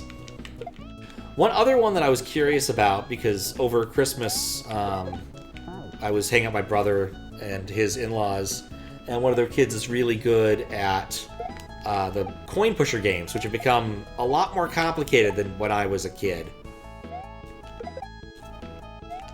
And I wanted to learn more about how coin pusher games and what people do, and apparently coin pushers are an entire genre of YouTube videos. There was one I was watching, I'm like, it's clear the guy's not in an arcade. He like just owns a coin pusher machine, and people like to watch like big coin stuff pushes happen. It's just weird to me. Like, at least I used to understand the meta for that. It was like you are gambling tokens in hope that you'll get more tokens. And now it's like you are gambling hoping you're getting tickets. And the exchange rate of tickets was never grand. We all know. Like, otherwise, why would arcades, like, say, oh yeah, you can get a Super Nintendo? Well, yeah, because, like, in all, I hate it when that happens. In all likelihood, the amount of money you'd spend getting a Super Nintendo exceeds how much it would cost to buy a flippin' Super Nintendo. I mean, I'm also assuming this is when, the Super Nintendo was a relevant product you could pick up at a Toys R Us or a Sears, back when those existed, as opposed to, nowadays where getting an SNES is actually a bit of an undertaking. So, modern Yu-Gi-Oh! Is nuts, one-turn KOs, yeah, that's silly. Favorite deck you ever built in Magic the Gathering was built on making the opponent discard cards, let you draw cards or take damage. Sword point deployments, that does sound kind of fun. I just like the cards that mess with the tenor of the game. Like, there's that one that forces you to take your decks and play another game of Magic. I love that card. I think it's based loosely upon I think the name of the card comes from one of the characters in 1,000 Arabian Nights. Which is a story about stories about stories about stories. It gets like 4 layers deep at least, in terms of recursion. It's pretty silly.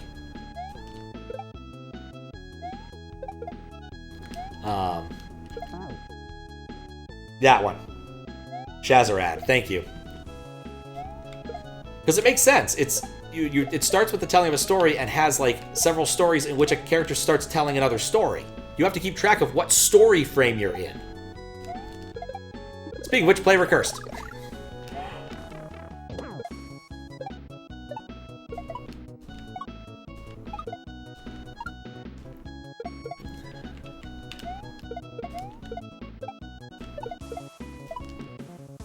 Ah! Dang it. There's also one, I think, that required you to play a different game, but it was in, like, the Unhinged set.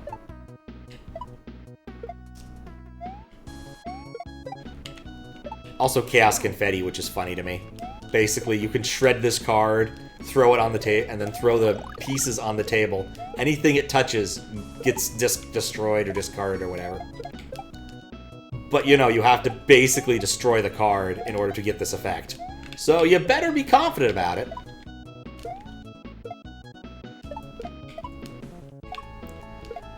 The similarly weird little card I saw in Yu-Gi-Oh!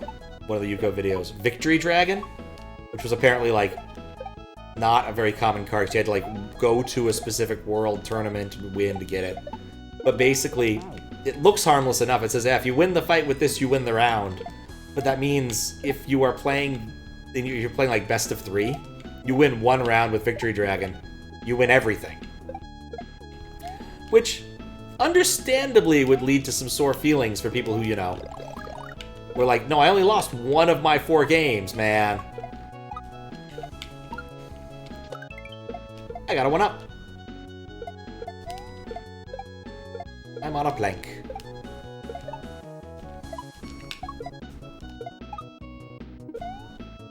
Not gonna help me at all, but it's nice to have gotten here. Oh, I could have let that roll for a bit. Well, it probably would have rolled off screen by now, so I'm not gonna worry too much about it.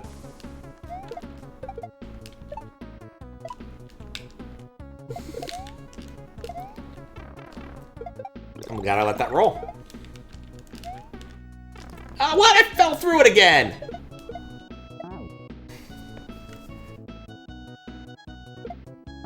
One of the joke cards.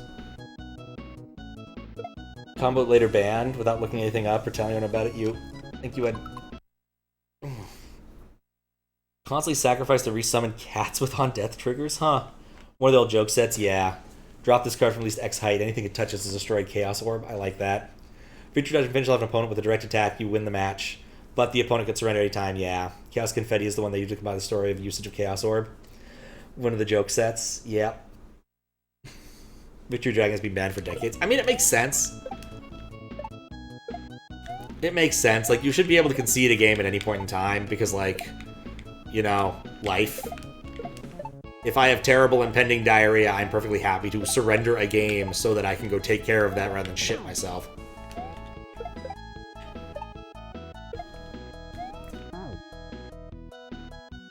But also, like, getting a hold of an actual Victory Dragon's kind of bonkers, and I don't know, does Yu-Gi-Oh! Yu-Gi-Oh! Probably does, like, I wouldn't imagine Yu-Gi-Oh! Does seasons. Anyway, it seems like those sorts of games seem like they'd be fun, but are expensive and difficult to get into it depending upon timing.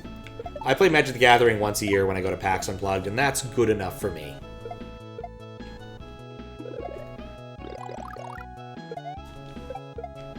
I don't have any desire. I also did buy the Yu-Gi-Oh! Game on Steam at one point, mostly because I just wanted to play through Season 1. That was actually just kind of fun. Not Season -1 where Kaiba had green hair, that was weird.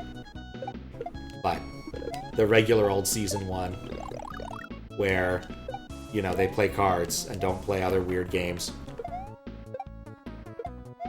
Yu-Gi-Oh! Was a weird series before it became a card series.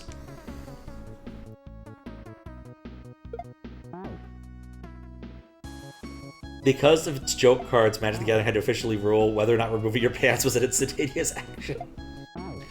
Joke card that deals more damage, I think, with denim on it. Huh.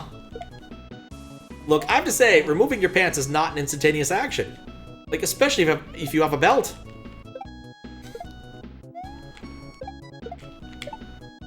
That is funny, though.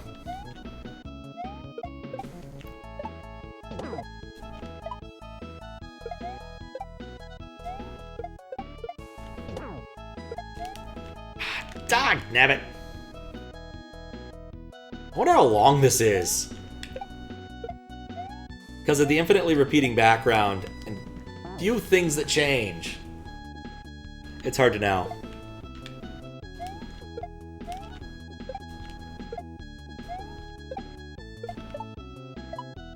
This is another one of those, like, it's a simple concept. It's just hard to work around because it's very random, very arcadey. Like, you just never know what a football's gonna do. until it doesn't.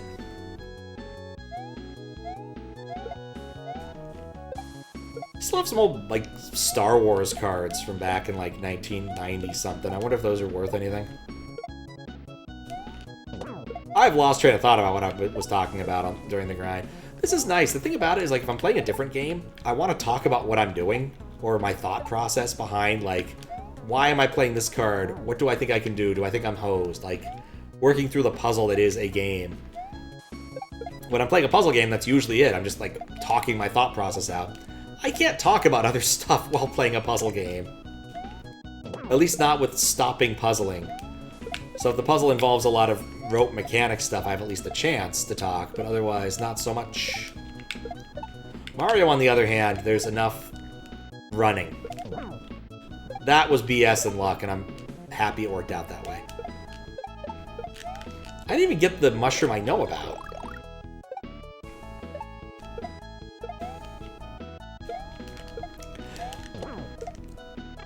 Oh!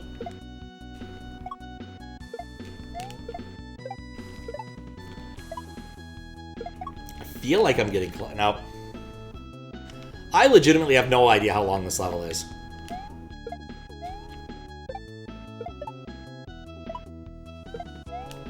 Okay. Dude's about to spawn in. I want to be on the ground here.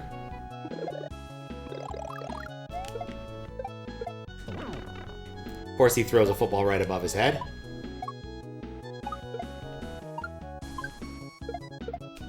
Oh, what? That doesn't usually kill me. I don't know if I'm going to be able to finish this.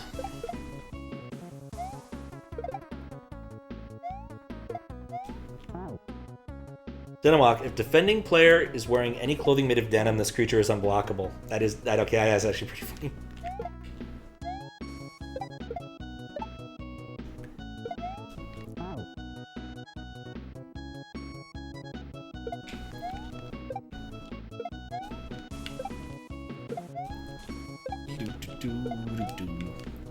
I'll tell you right now, one of the things I love most about the retry patch is the fact that it doesn't reset music. Oh, I feel like that been happening to me a lot. Denim these nuts. There's 4, including the first one. Okay. I think I've seen 3, but there's a good chance I missed one because I'm not on the ground enough to pick up all of the mushrooms. I know that one's there. Something so frustrating about the fact that you actually did hit him. Just about 1 frame late. Denim these nuts!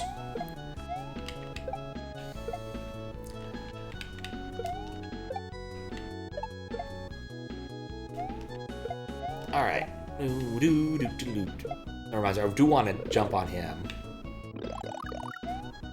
Oh, why did I do that? That was a waste.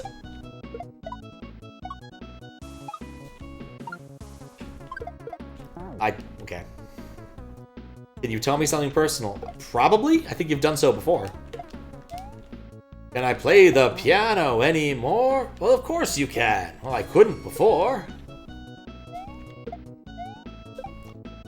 Apparently in the Simpsons writing room, this joke, like, the entirety of the Planet of the Apes, the musical, came together in, like, 10 minutes. And one of the other writers was, like, out in the bathroom, and when he came back, he was so confused. But it is such a great joke. I hate every ape I see, from chimpanzee to chimpanzee. Never... Well, hey, I got the football. I don't think I like this. I've made this worse. Oh, he's falling behind. It's okay. Is it? Ah, no, come on, one of you. Oh, of all of the times. Do you avoid the balls, you don't die? Well, death is stored in the balls.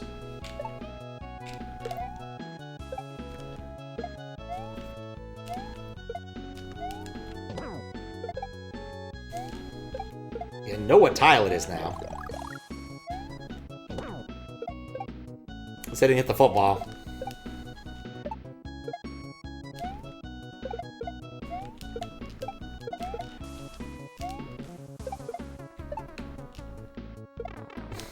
I think it's immediately after this one? Yeah, that's ball 2. Or mushroom 2. Oh, I needed you not to jump twice!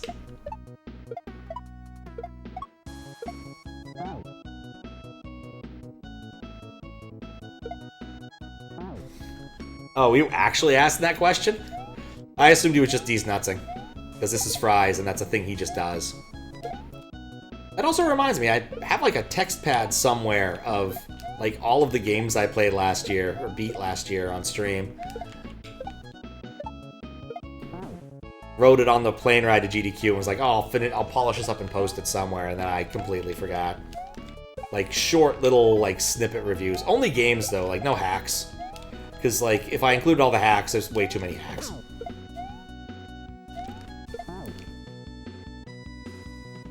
Not rich? Dude, like, I mean, blue jeans are American, man. They're American. Like apple pie. Or the eagle. Oh, come on, football!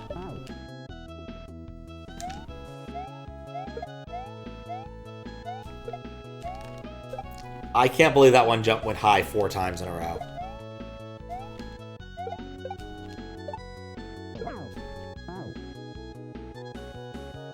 Invented for English colors? I thought they were an American invention. Like the moon. Stopped with the USA after Greenland. I mean, I know that they were invented largely because they're just a really good working material. Like, they feel pretty good. They breathe. They're made of cotton. I don't know. They're fairly reliable. Nowadays, not so much, sadly, but...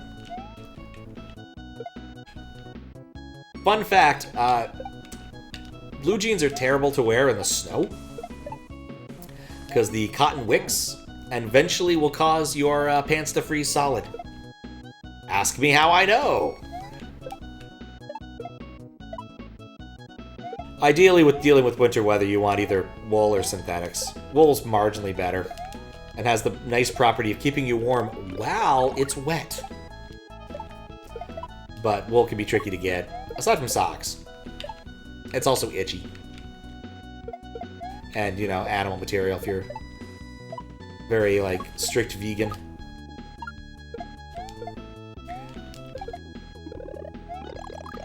Came up during the mystery hunt. Someone mentioned a friend of theirs who is vegan, but will eat bacon. Like, that's their one exception to no meat. Just straight up bacon. Okay, well, that's mushroom number 3 that I'm aware of.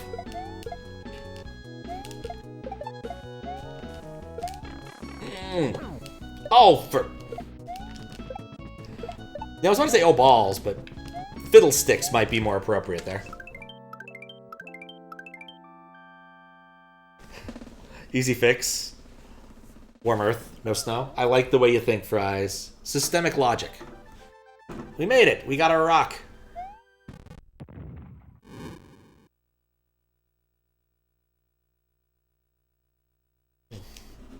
That was the entire defensive line. That took a bit.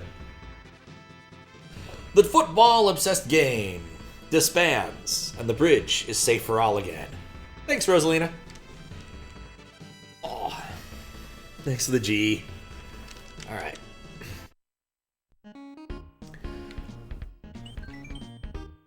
Stress golf. I don't need stress golf right now.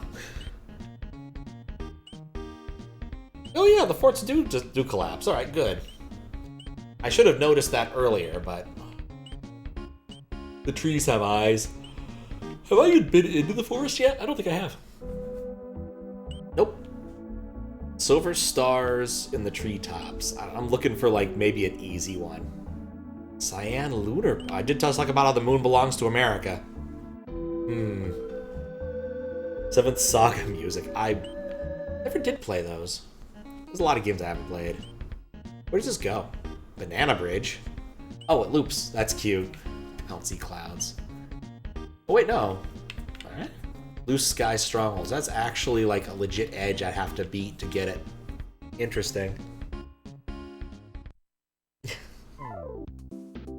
Oh, hey! They're the clouds from Mario RPG. That's cute. That's a solid wall.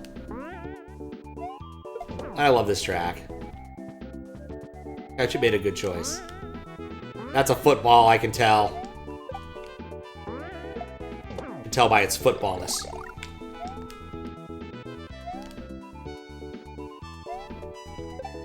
Footballitude. Oh. I hate it when that happens. We ballin'. We balled. Oh, that worked out well. Football. John Madden, John Madden, John Madden. Little moxie. It's got chutzpah.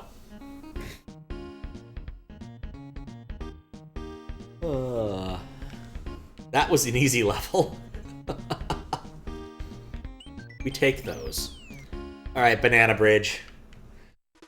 I'm hungry, and you were offering bananas. Ah, I see why it's called Banana Bridge. There's a monkey. Oh, those are spring monkeys. Those are sprung monkeys.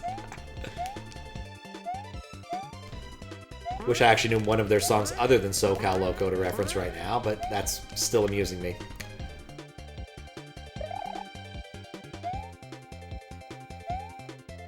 SoCal Loco isn't actually the credits song for Dude, Where's My Car?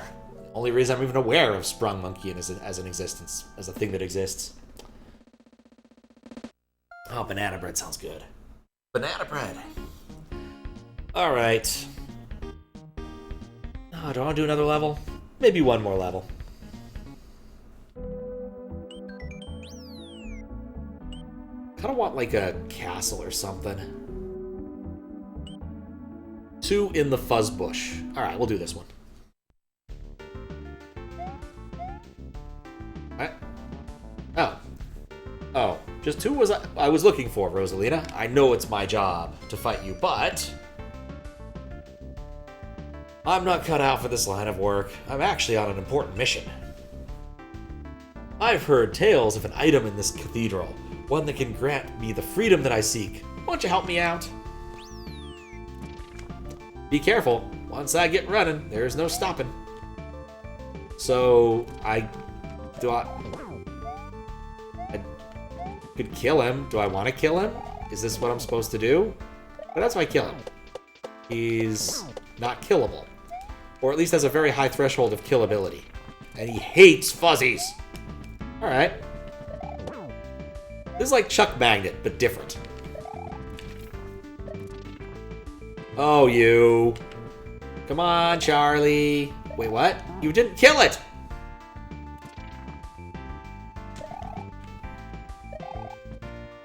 Yeah, it's an escort mission of sorts.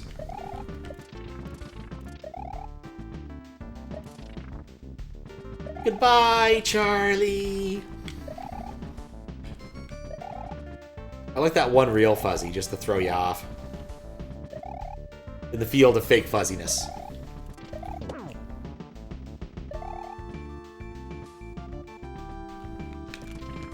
Dude!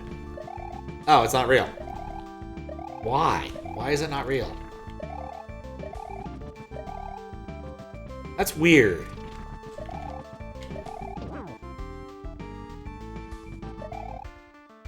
This fuzz is too thick to see in. Tread carefully. So, wait, there are background fuzzies? This is confused. Oh. Hello. Well, I was confused. Now we're running for the orb. We finally found it! Now I can finally go home! I don't have to work for him anymore. What the? What the fuzzy? Arrgh! Rosalina! What? Oh, that poor Chuck. He's suffering.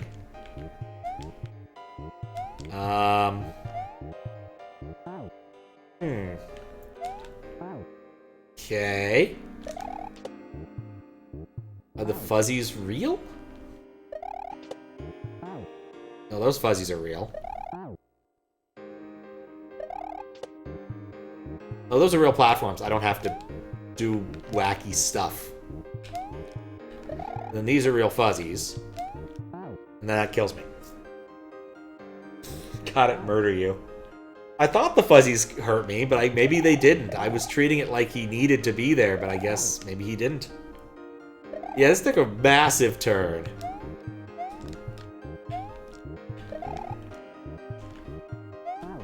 An unexpected one, to say the least. I didn't expect fuzzy body horror. They're just weird little guys, you know? They don't usually do this. They don't usually eat people. I'm not eating people today. Can I... Ugh.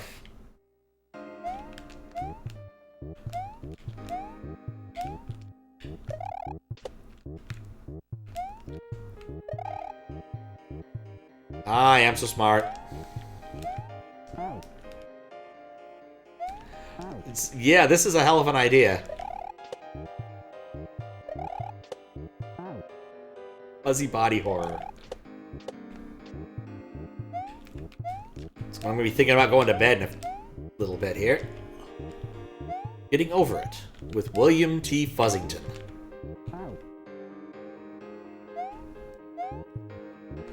Okay. Just one tile jumps. This isn't that hard.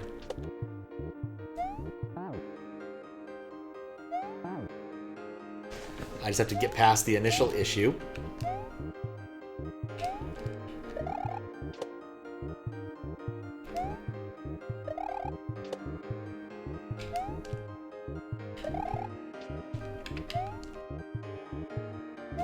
I see. My goal is to put him out of his misery. Ow! He put me out of my misery.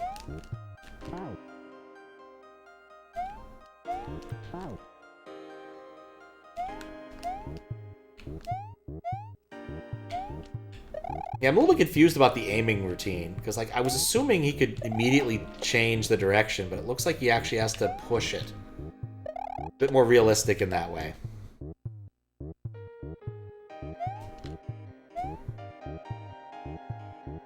So what I'm going to do is instead muck up what I was trying to do. Nope, that didn't work.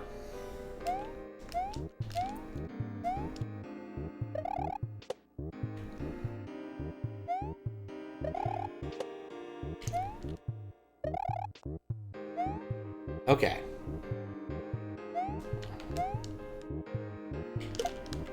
Way too early.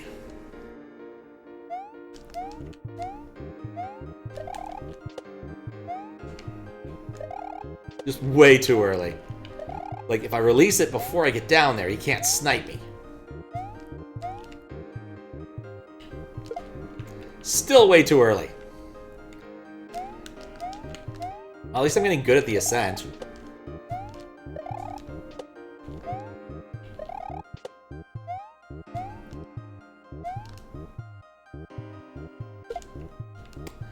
It went over his head. You could jump off them? Really? The few times I tried that, it killed me. So I kind of avoided it. Oh, can I? No, I cannot. They kill you. They kill you through your feet. So it doesn't matter anyway. Ah.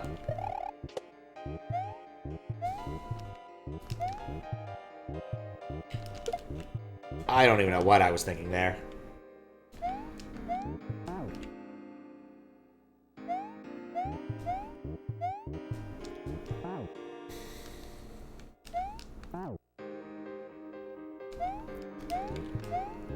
I think you can sometimes, but it goes faster and it's unlikely. Yeah. I mean, I didn't figure it was... I had no idea, honestly. I thought it was meant to just kill you. It's one of those things where like it easily could just be Mario jank, though. There we go. Well, we put him out of his misery. Poor bastard. He got fuzzied. Should pause? Ah, no, it worked out. It worked out. I guess that one doesn't have an indication that I destroyed it. Let's see. I mean, oh yeah, because the world map has to update first. Let's see. Yeah, that one has no indication. Which means, unfortunately for me, I have to beat this level now, because otherwise I won't know I've beaten it. Because typically my solution to I don't know if I've beaten a level is to beat both of the levels by the edges. Notice, jump around on tree limbs and have fun, but beware of falling objects. Such as... Oh, I see. Can I jump on tree? I can jump on the canopy. Ooh, the canopy.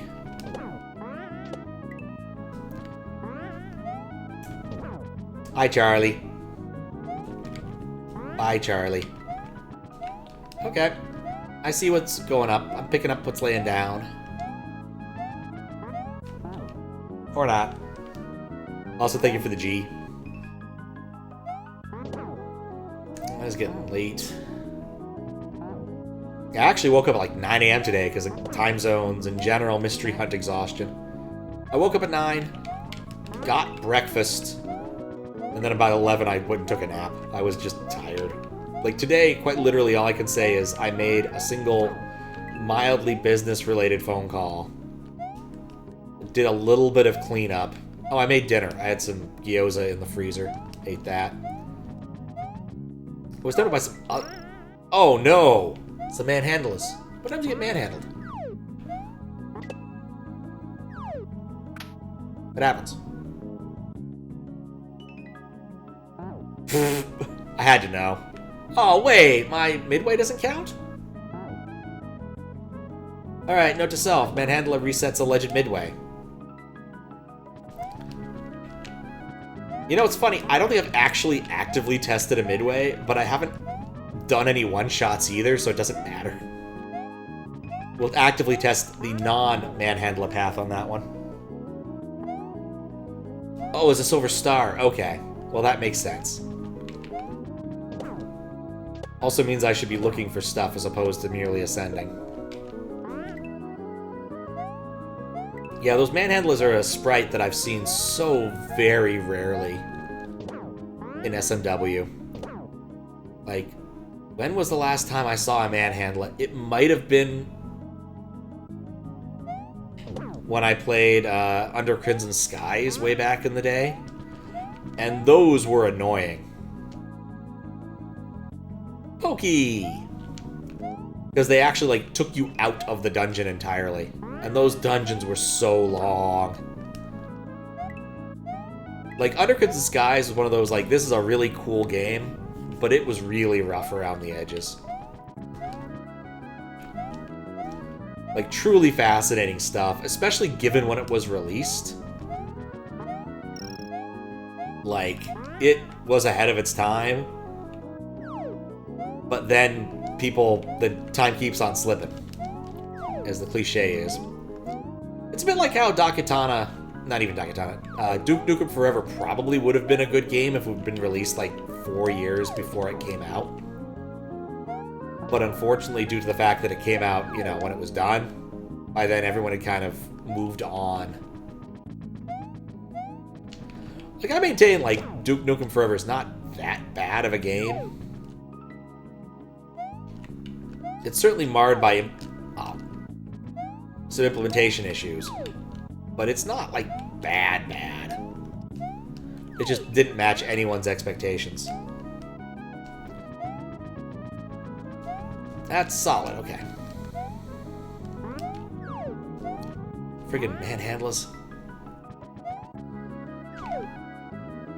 At least I didn't take my springboard. That was the third one, I think?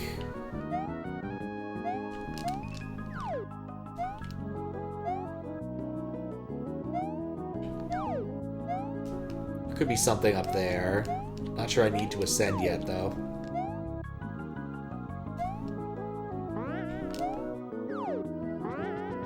I was right not to.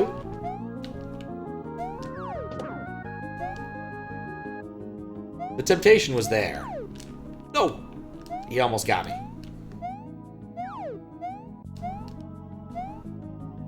He almost got me.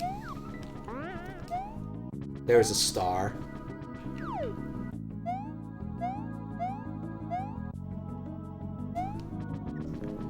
I think that's not the last one. Oh, I see what I need to do here. I need to get that spring down there.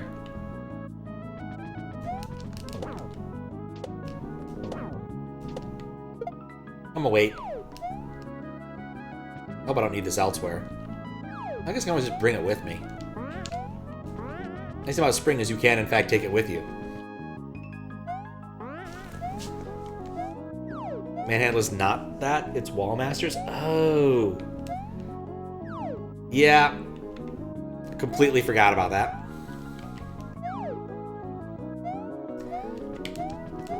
Wallmasters weren't in Zelda 2, the last Zelda game I've completed. There was a informal poll at GDQ. What is the best Zelda? I dutifully put in 2, because that's the last one I've beat.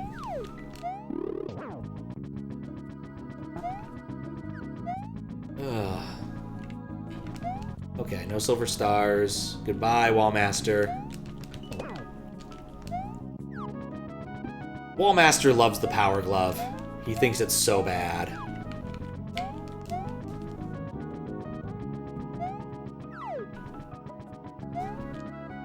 Because it is. It's truly bad. Manhandler should, however, be a hand creature. It just makes sense. Come out with a couple decent ones since then. I look forward to finding out. Alright, that was the important thing to let me know that I've beaten that castle. Because my solution in general, if there's something I didn't think would actually produce a, like, destruction message or a destruction or, like, a bubble, was to make sure I'd beaten the things on the 2 paths by it. And in general, that's been workable. So, anyway, I think 38 eggs is pretty good. I think I had 20-odd when I finished last time. So we're making good progress. There's just a lot more to do. It's a 92 exit hack. There's a lot of stuff going on. Even if some of the levels are short, some of them are short and brutal. And then there's Banana Bridge, and you just kind of breeze through the Banana Bridge, which is just kind of nice.